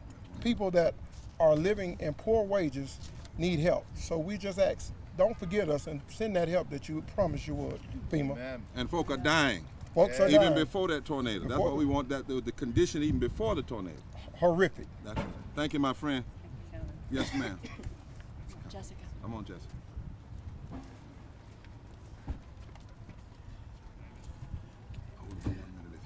I will skim. Yes, sir. Hello, my name is Jessica Motzinger, and I'm from Illinois. I am an 8-year Navy disabled veteran, and I am also a wife, a retired military spouse, and a third-generation Camp Lejeune toxic water victim. My grandfathers both served proudly until their deaths in 1968 and 1973. Grandpa Crawford was the first to serve in Camp Lejeune. He was the first one affected. My grandma left in poverty after he died in Vietnam with 3 sons, ended up dying from cancer in poverty because she had no health care, could not see a doctor. My mom died when she was 30, shortly after having my brother in Jacksonville, North Carolina. My brother was born with life-threatening health conditions, including renal failure, epilepsy, heart conditions, and everything else. He spent a third of his life in hospitals and on dialysis until his kidney transplant last year. I thought I was born healthy myself, but years later I found out I was poisoned for years from the water there at Camp Lejeune. When I was 30, after having a C-section, I am lucky to be here, I'm lucky to be alive. I survived strokes, necrotizing vasculitis, debilitating neurological diseases, that directly came from the poisoned water at Camp Lejeune. Instantly thrown back into poverty. I was struggling to pay essential bills with a newborn baby and a 4-year-old and a deployed husband. So I want to tell you that while Camp Lejeune is my story, yours may be in Flint, Michigan, Jackson, Mississippi, Parkersburg, West Virginia, or more. There are 1,000 other communities, and this government has treated people experiencing poverty, including their military families, with disdainful, deliberate, malicious neglect. They allow corporations to poison us, deny us life-preserving health care, and deny life, liberty, and the opportunity to pursue happiness. We will not be silent anymore. Amen. That's right. Amen. We are clear. We are calling this what it is. Poverty is policy murder. Yes. I want the media to be clear on that. 30 years. We're saying to the Congress president, we know people will say, well, we've done this, we've done some tweaks, and we have applauded those things. But we've not done what should be done at the scale to address death. Yes. It's not even just poverty is killing, the fourth leading cause of death. If anything else was the fourth leading cause of death, it would be a matter of a national emergency. We'd have all kinds of hearings and all kinds of resources, but it's poverty. Yep. And that's why we're calling for a third Reconstruction. The resolution is not the answer. It is to raise the question, who among the Congress people, senators and House members, have the resolve? Yes. The resolve. The resolve. Because what we saw during COVID has proven to us people have a little resolve. But when we saw poor and low-wage folk not even get a raise or health care, even though they were essential workers, to save the rest of us and then die, and this was going into COVID. And I want to realize this to the media, so it's so important. Poverty is the fourth leading cause of death before COVID, not afterwards, before COVID. And we cannot ignore it. Amen. And to ignore it is policy murder, because if folk didn't know what the problem was, it'd be manslaughter. But when you actually know, and it's 4 or 5 things that could be done: voting rights, living wages, health care, all of these things would stop people from dying. We can't be, and we won't be silent anymore. Next testifier. Thank you for 30 years of Marines and their families. Thank you for speaking up. And to hear this is a Marine family. It's kind of like the person that said, when they use poor folk to bargain for the debt ceiling, and said, we're gonna make sure veterans can keep their food stamps. Stop for me, hold up. Veterans have to get food stamps? I had it. Folk that go and fight for us? And as much as we claim how we love the soldiers, if you know folk will let veterans go on food stamps, what they'll do to the rest of people. Yes. We've got to change this narrative and this mindset. Come in, my sister, where is she? Yes, ma'am. Yes, hallelujah. And thank you, Jesus. I'm proud to be here. Poverty is an American death sentence. If you can't afford to put food on your table, you die. Yes. If you can't afford to put a roof over your head, you die. If you can't afford health care, you die. My 44-year-old nephew, less than a month ago, went to the hospital with chest pain and shortness of breath. They told him to wait till the next day and go to his doctor's office. Well, 5 hours later, he was dead. So it will kill you. You will die. This is a death sentence. I got an all black, not just because of that's what we wearing, but I'm mourning. That's right. I'm mourning the poor people. I'm mourning the debt that we all have to go through. This is a death sentence. I got so much more to say, but I'm going to be obedient, and I'm going to stay on track, because I feel that my main message is the death sentence that America has put on poor people. I can tell you one thing, working 3 jobs, it kills you.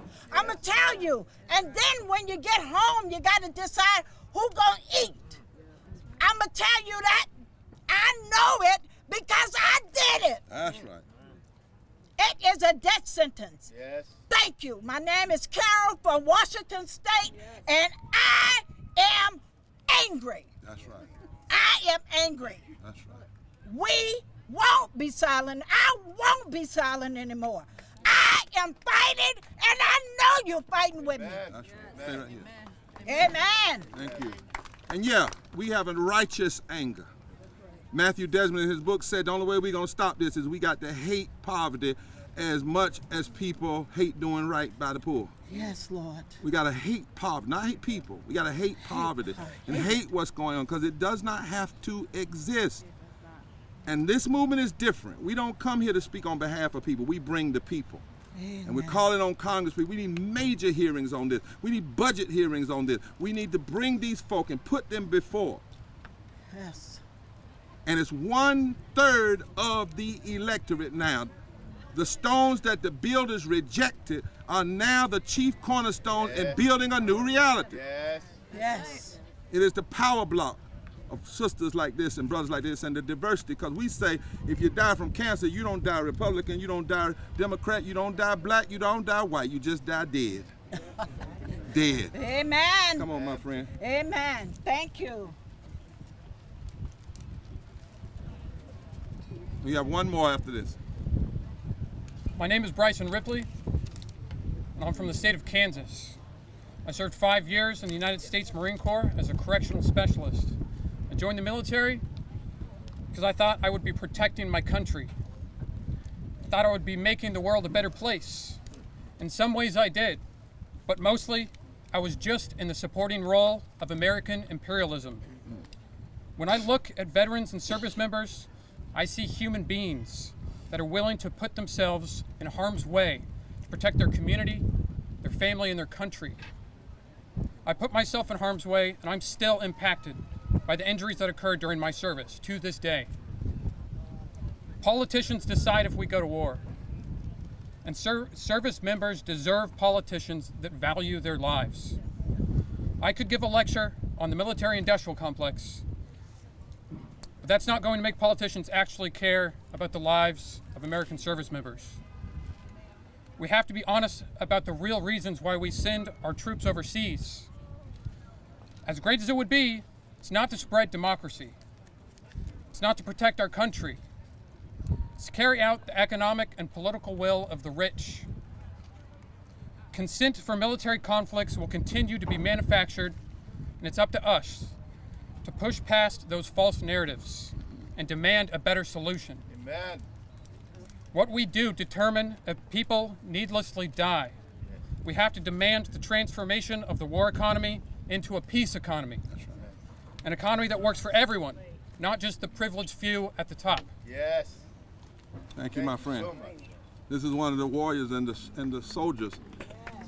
He reminds us all the time that 54 cents of every discretionary dollar up here, and it's higher now, is spent toward the war economy, and less than 15 cents on the things that could really save people's lives. We cannot stop. We will not stop.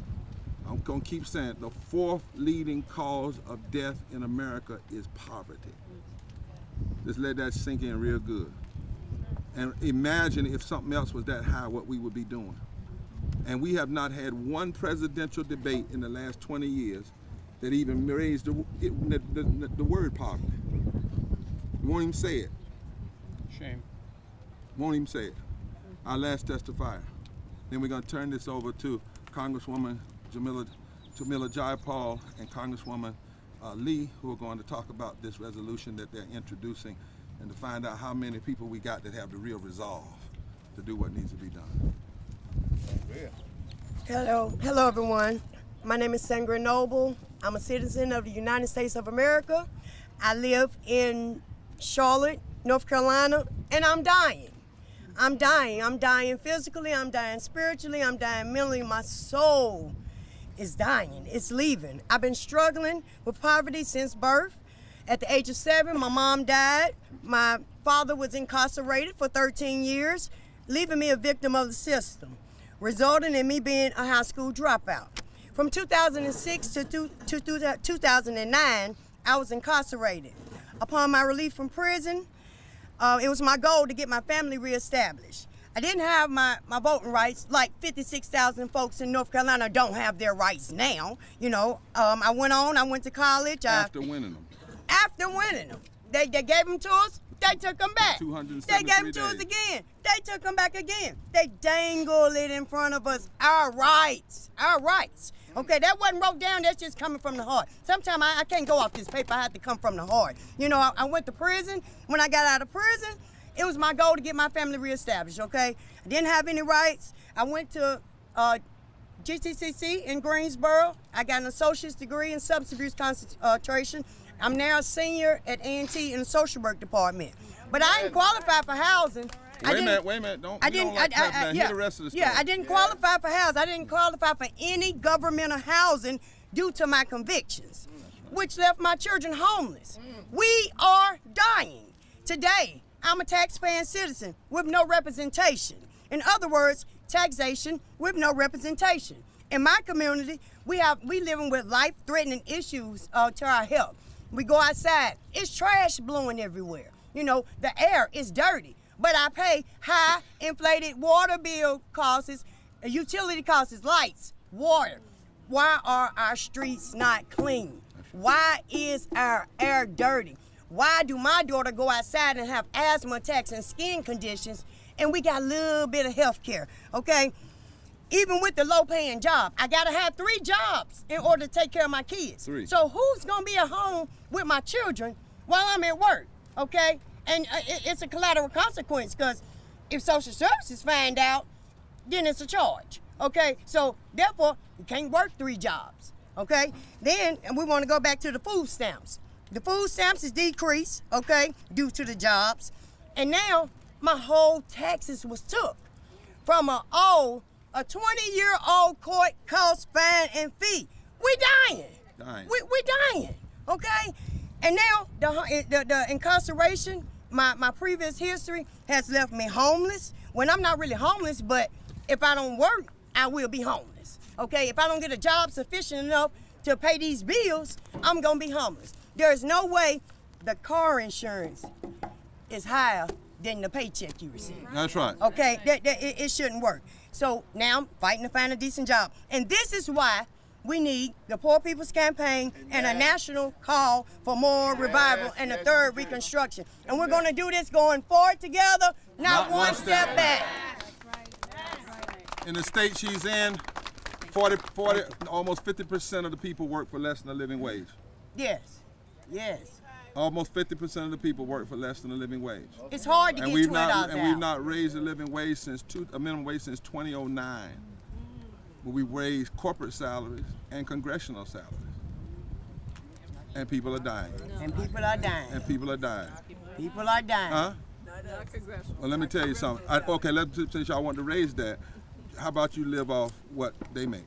Y'all my friends, and I'm talking to you, but I know that the congressional people in 14 years have gotten some things that poor folk haven't got. I've read the record. So let's be clear about that. Now, you may not have gotten a whole lot, I don't know, but one thing about it is poor folk are at 725. You got extremist right-wing Congress people that go back home and say, if you make $7.25 an hour, that's $15,000 a year, which means you're in the lower middle class. Because they agree with the government measurement, which we need y'all to change, that says if you make $13,000 a year, you are not poor. You don't get no food. So all the numbers are just wrong. It's so much lying. And what this movement is doing is we're going inside it and unpacking the lies. And we say to our friends, we're not knocking the things people have done. We know what things that we've done, the fights you all have had. What we're saying is we can't settle for that, because with all you've tried to do is still the 4th leading cause of death.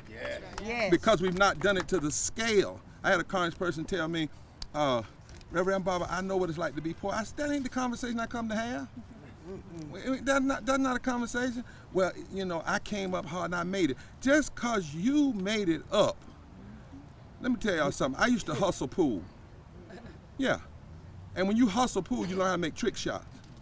I can make a shot with the pool table tilted up at the end, but that ain't how you're supposed to play pool. The table's supposed to be level. So we can never use our own personal coming ups to suggest that the system is okay. And I know y'all don't do that because y'all fight. And that's what we're saying. We've got to have a hatred, a discontent. Something's got to turn over in our stomach when we hear that poverty is the 4th leading cause of death. It almost ought to make us. Yeah, we are dying. That's what we're trying to say. We got one more. Our dear sister from Alabama, and then we're going to turn it over. I don't want to miss Wanda. Wanda. Hey, sister. I'm Wanda Bryan, and I'm from Alabama. And I live in a state where the governor won't expand Medicaid. I live in a state where the governor won't expand Medicaid. She's helped cut the food stamps down. I'm an impacted person. My daughter died in 2020. She overdosed. And had there been Medicaid, she'd have still been here. So I have her 3 kids, my kids, and I only get they cut the food stamps down, so I only get enough stamps for one person. Jesus. So I'm having to take my Social Security check and buy food. So my bill's not getting paid. So DHR told me, well, if you can't take care of them, why don't you just give them up? Shame. So Take away our poverty. this is why, we need a reconstruction for people like me and people in Alabama, because it's not fair. Amen. And like I said, had that been Medicaid, my daughter would be here with her own kids. Own kids. Yes, ma'am.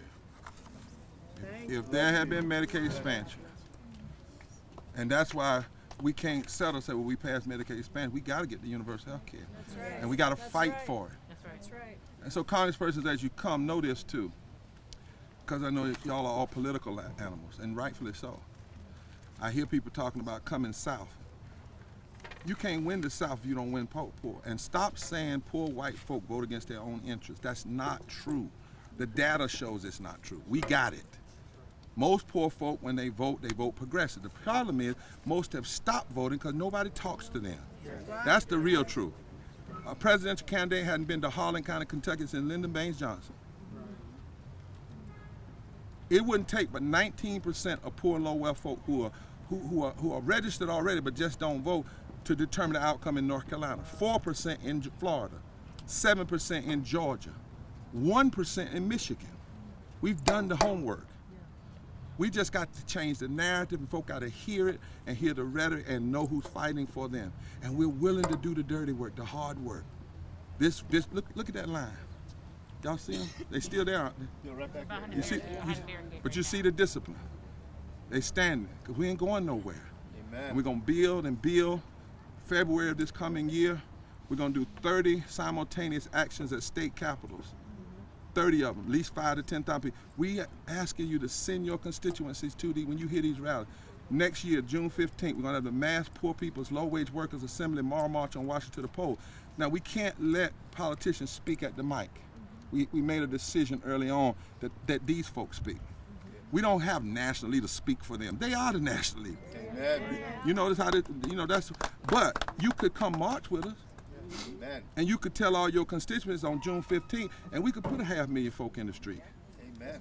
To address poverty and low wealth. And lastly, when you do voting rights, connect it to poverty. Yeah. Don't talk about voting rights a black issue. It's not a black. It's a race issue. It's a class issue. We won in North Carolina against voter suppression by putting together a voter suppression bill. There's the lawyer that did it right there, by including black plaintiffs, white plaintiffs, disabled folk, churches, all of that. That's how we beat the worst voter suppression case after Shelby. We did not let it merely be about race. We didn't lessen race. We expanded it. Yes. So you got an army out here that's ready. 87 million folk. Come go with us. Come go into the hollers and the hood, on the street corner from California to California. Come go with us to Kansas farmers who are committing suicide to try to take care of their families. And let's put their faces out in front of America and make America. Every time you get ready to do something big, call us, and then we'll bring you the faces. We'll put them right there behind you. Put them in your hearing so that America has to see herself. We can do this. The power is real. And so Congressman Jayapal and Congresswoman Lee, we thank you all for stepping up with this first step. Jayapal, I know, yeah. And I'm gonna ask Liz and we're gonna step back, and I want all the speakers to come up and stand around the Congresswoman, all the speakers. We're gonna step away, we're gonna step to the side, me and Liz. We might be co-chair, but this is what this is really about. You know, we aren't the kind of co-chair leaders that got to always be in the limelight. These are the folk. Y'all come over. Let's make this diverse. Come on up, Mr. Veteran. There you go. Well, I'm gonna go over here and there she is. Oh, there she is. All right. Let me give the mic to my sister. No. Are you sure? Okay. Okay. Well, thank you so much, Reverend Barber. Thank you, Reverend Liz. But most of all, thank you to the Poor People's Campaign, to my sister Carol from my home state, to Calvin, to everybody that told their story about being an impacted poor person and the neglect that you have faced from policymakers. Because this is a national call for a moral revival, and I am so proud to be co-leading this with my sister, Barbara Lee, who has made poverty her issue for a very long time. It is not a new thing for Barbara Lee. It has been the thing that she has been pushing on. That's why we have a poverty task force in the United States House of Representatives, because of Representative Barbara Lee. So she really should be speaking first, but she told me to go ahead since I was at the mic. But I am really proud to be leading this with her and to have so many of my colleagues, many progressives from the House of Representatives, members of the Congressional Progressive Caucus, who have been on the front lines of saying, this is far too late. This is far too late, but it is right on time for what we need to do today. So we are introducing this resolution at a time when millions are struggling, when rising inflation leaves people with too little, where we still do not have Medicare for all and a universal health care system, where 1 in 4 Americans don't have enough to eat, where others can't make their rent or pay their bills, and the pandemic didn't create poverty. Reverend Barber is absolutely right. There was a lot of poverty before, but it also pushed another 100 million people into poverty that we could have avoided. So we are here to say that we have sacrificed poor people at the altar of so-called compromise, at the altar of neglect, and no more. Amen. No more. So we are here today because we refuse to stand by as hardworking people make poverty wages. We refuse to stand by as grandparents cut pills in half or watch their daughters die because they can't afford health care. We refuse to stand by at a time when nearly half of all Americans can't even cover a $400 emergency expense, and all as year after year after year we pump billions of dollars into a bloated Pentagon budget, and the Republicans continue to pass tax cuts for the rich and for corporations. As my friend Ilhan Omar, I know she was here, always says, we are not a country that suffers from scarcity. We suffer from greed.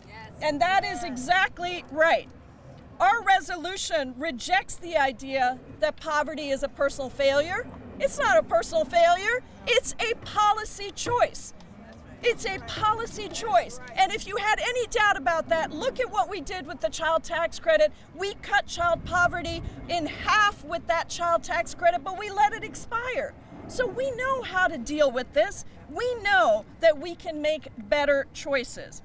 Eradicating poverty is not just possible, it is essential. And that's why today we are here as members of Congress who are ready to stand with you, with the Poor People's Campaign across this country, with champions of the anti-poverty movement as we reintroduce the third Reconstruction Resolution. This is our promise to you that we will fight for poor people everywhere in this country.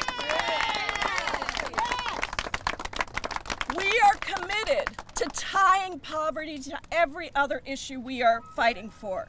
our democracy, expanding voting rights, creating a humane immigration system, guaranteeing living wages, and so much more. We are committed to policies that build from the bottom up, including housing, healthcare, climate justice, equitable public education. Just today, somebody said to me, I think it was one of our Washington State members who came to visit me in my office, and said to me, the thing about this resolution is it's about everything. That's right. It's about everything. It's not siloing the topics. It's not saying, well, you fight against the military budget, and you fight for universal health care and Medicare for all, and you fight for a living wage. No, this is all part of what is critical if we are going to have this national call for a more moral revival and a reconstruction from the bottom up. So thank you all so much. We will fight with you. We will march with you. We will put your stories front and center. We need to do that CPC special order hour again, where we read your stories out on the floor of the House, and we will make sure that we put poverty at the center of justice. Center of justice. Thank you all so much. And do I get to introduce my colleague? Can I introduce to you the great, and the only champion, Barbara Lee. We got a surprise for you. That's Well, good evening, my brothers and sisters. First of all, let me thank my colleague and sister, Pramila Jayapal. Where is Pramila? Here you are, Pramila. Because as chair of the Progressive Caucus, I just want to say one thing about Congresswoman Jayapal. You know, using the P word here on Capitol Hill was really banned in many respects. You don't talk about poverty, but you don't say that there are over 140 million people living below the poverty line. But we decided with Bishop Barber, with the Poor People's Campaign, with Reverend Theo Harris, to make it a word that that we use each and every day to remind people that it's a moral disgrace that in the wealthiest and most powerful country in the world, we have over 140 million people living below the poverty line. So I want to thank you, Pramila, our chair, and the Progressive Caucus for really joining ranks with the Poor People's Campaign. And finally, and you see so many members who have unified with Bishop Barber, Reverend Theo Harris, and all of you, all of our impacted people who have to live day after day, not knowing what it means to thrive, just trying to survive. Just trying to survive.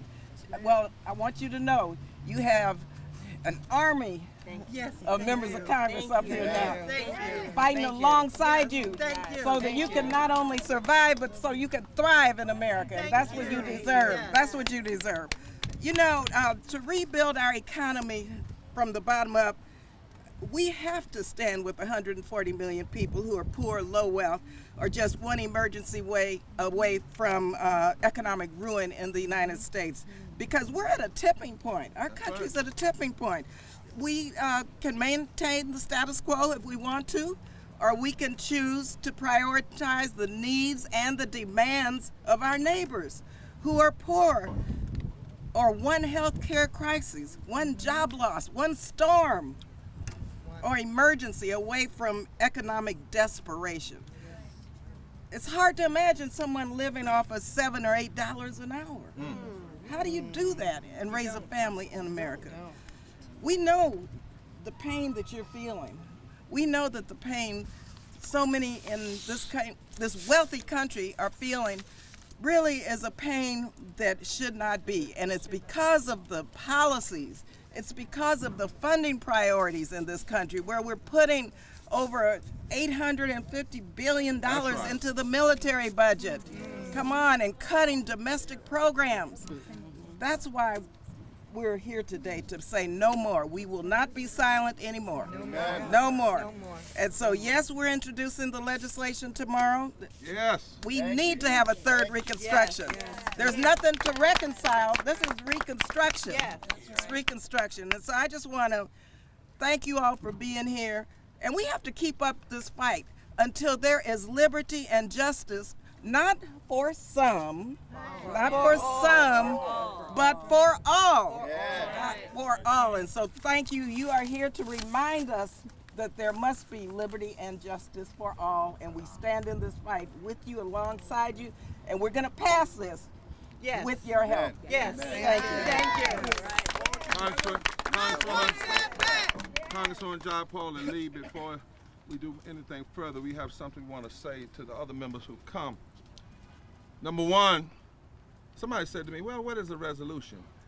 We want to know who's with us so we can know how we got to intensify this fight. Yes. And see, it's not just about winning. Even if you don't pass it, putting it on the floor gives us a temperature check. Because we've decided that in the aftermath of COVID, when a lot of our loved ones have died, we had one family lost 25 members in a 30-mile radius in Mississippi. Frederick Douglass said in 1852, after the Dred Scott decision, there comes a time when you must consider that what has been done may be a necessary link in the chain of events toward the downfall of the whole system. Therefore, we will intensify. In the aftermath of COVID, we're going to intensify. And let me say what that means. We're going to use every nonviolent, moral tool at our disposal to make sure that this nation cannot ignore the poor. Yes. In this city and in state capitals around the country. Yes. We are not, and that's not a veiled threat. We are serious. And we thank you for help. We also are going to go after these lies. Like every time we hear these economists say, in order to deal with inflation, you got to protect against wage inflation. People making more money didn't create this inflation. War, a pandemic, and price gouging, and all that stuff. We've got an army of scholars with us now. We want to make you all this promise. When you deal with us, you ain't dealing with a group that's loud and wrong. That's right. We got our facts together. We promise you that, so you don't be embarrassed. We say 140 million, we can back it up. We got the best scholars. Yes. Because what we're not going to do is be loud and wrong, and we're not going to stop. So, where's it? We want to get, yes ma'am, I want to do something for you, and I want to give this to them so that they can have, they told us we couldn't have no placards over there. They always do. And what was funny is that McCarthy wouldn't let us on the step, but we saw these other folk. But we'll be back. So, but you want to give each one of you all, come here, Cass and Liz, so you can take it back to your office. Can we introduce them? We want y'all to have. Call their name. Can we call their yes, names? oh yeah, sure. I'm just giving this out, then y'all can do. Now, our people may have left because they're going to Taft Park. They've been standing up for the last 4, 5, 6 hours. Well, we have some warrior members of Congress here, men and women, who we just like to recognize and introduce. Okay. Reverend Al Green. Reverend Al Green. He's a reverend. He's a reverend. From Texas. He's from Texas. Al Green from Texas. And Congressman Ro Khanna from California. That's right. Representative Bonnie Watson Coleman from New Jersey. That's right. Representative Rashida Tlaib from Michigan. Representative Jamie Raskin from Maryland. And who else? Jasmine Crockett. Where are you from? Representative Jasmine Crockett from Texas. Texas, that's right. Representative Delia Ramirez from Illinois. Illinois. All right. So if you had gone in that line, you'd had delegations from there. We had delegations from 30 states, over nearly 1,000 people for 3 days. Tomorrow we talk about what's next. The last thing we want y'all to know is we are creating what's called fusion strike teams. Every congressperson, regardless of their side of the aisle, is going to have a team assigned to them. It's going to be poor people, moral leaders, and advocates. They're going to stay in their offices. You'll see them. They're coming to see you too. They're going to both sides of the aisle. And those are our friends. We're going to do everything we can. If not, we're going to be like the, thorn in their flesh. We're going to do the same thing for the state house leadership. We meet with the White House tomorrow. But we're not settling for a meeting with this. We want to meet with the president. They've agreed to that. But as I said, I don't want to meet. What's me meeting with the president? Liz just going up in there. We want him to meet with impacted people who actually believe in the stuff he has said he wants to do and can be the face to make it happen. That's the seriousness and the long-term commitment that we're trying to bring to this work. And we love those of you who have stood for what's right. We love those of you who refuse at times that will fight even when you may not win the vote. That's right. But the people say, look, the fighting encourages us to fight more. That's right. And really, we really don't have the right Congress that ought to be in this place because we have not got all the people voting yet. That's right. If we move this sleeping giant, If we move 25% of poor and low-wealth people around an agenda, a movement changes all the political calculus. Yes. All of it. No, the South is not red, it's unorganized. Ain't red, it's unorganized. And it's also uninspired. People are telling me, I ain't never had a politician talk to me. We're gonna change that. We're going after, while people are saying, we scared of, what's his name in Florida? Ron DeSantis. What we say is 4%. Yeah. We say 4%. 4% of poor and low-wealth people organized around an agenda for living wages and things that 75 or 80% of Floridians want. Changes the political calculus. I know y'all can't talk like that because y'all sit in Congressman, so I did it. Okay. Right. Any questions from the media? We had 2 additional representatives who were here earlier because I want everyone to know the states. Representative Fouché from North Carolina and Representative Schakowsky from Illinois. They were here earlier with you. And Corey Bush, too. And Representative Corey Bush from Missouri. All right. I want you all to know that you're building quite an army of members of Congress who will fight on the inside to make sure we pass this third reading. Poor People's Campaign. National call for moral revival. Forward together. Not one step back. Forward together. Not one step back. We won't be silent anymore. If you want a movement, that we'll fight. If you want a movement, that we'll stand. If you want a movement, made up of everybody. If you want a movement, that won't quit. We are that movement. We are that movement. We are that movement. We are that movement. We are that movement. We are that movement. We are that movement. We are that movement. We are that movement. We are that movement. Yeah. Love you all. All right, love you guys. God bless you. Thank you. Oh, Reverend Green. Yeah. Go give some love to Texas. We're gonna be here for you. Yeah. Okay.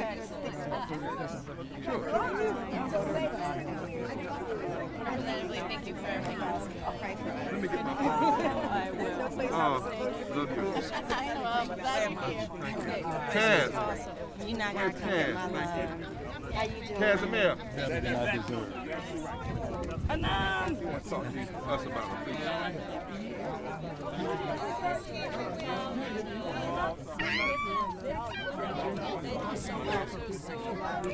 Thank you. I really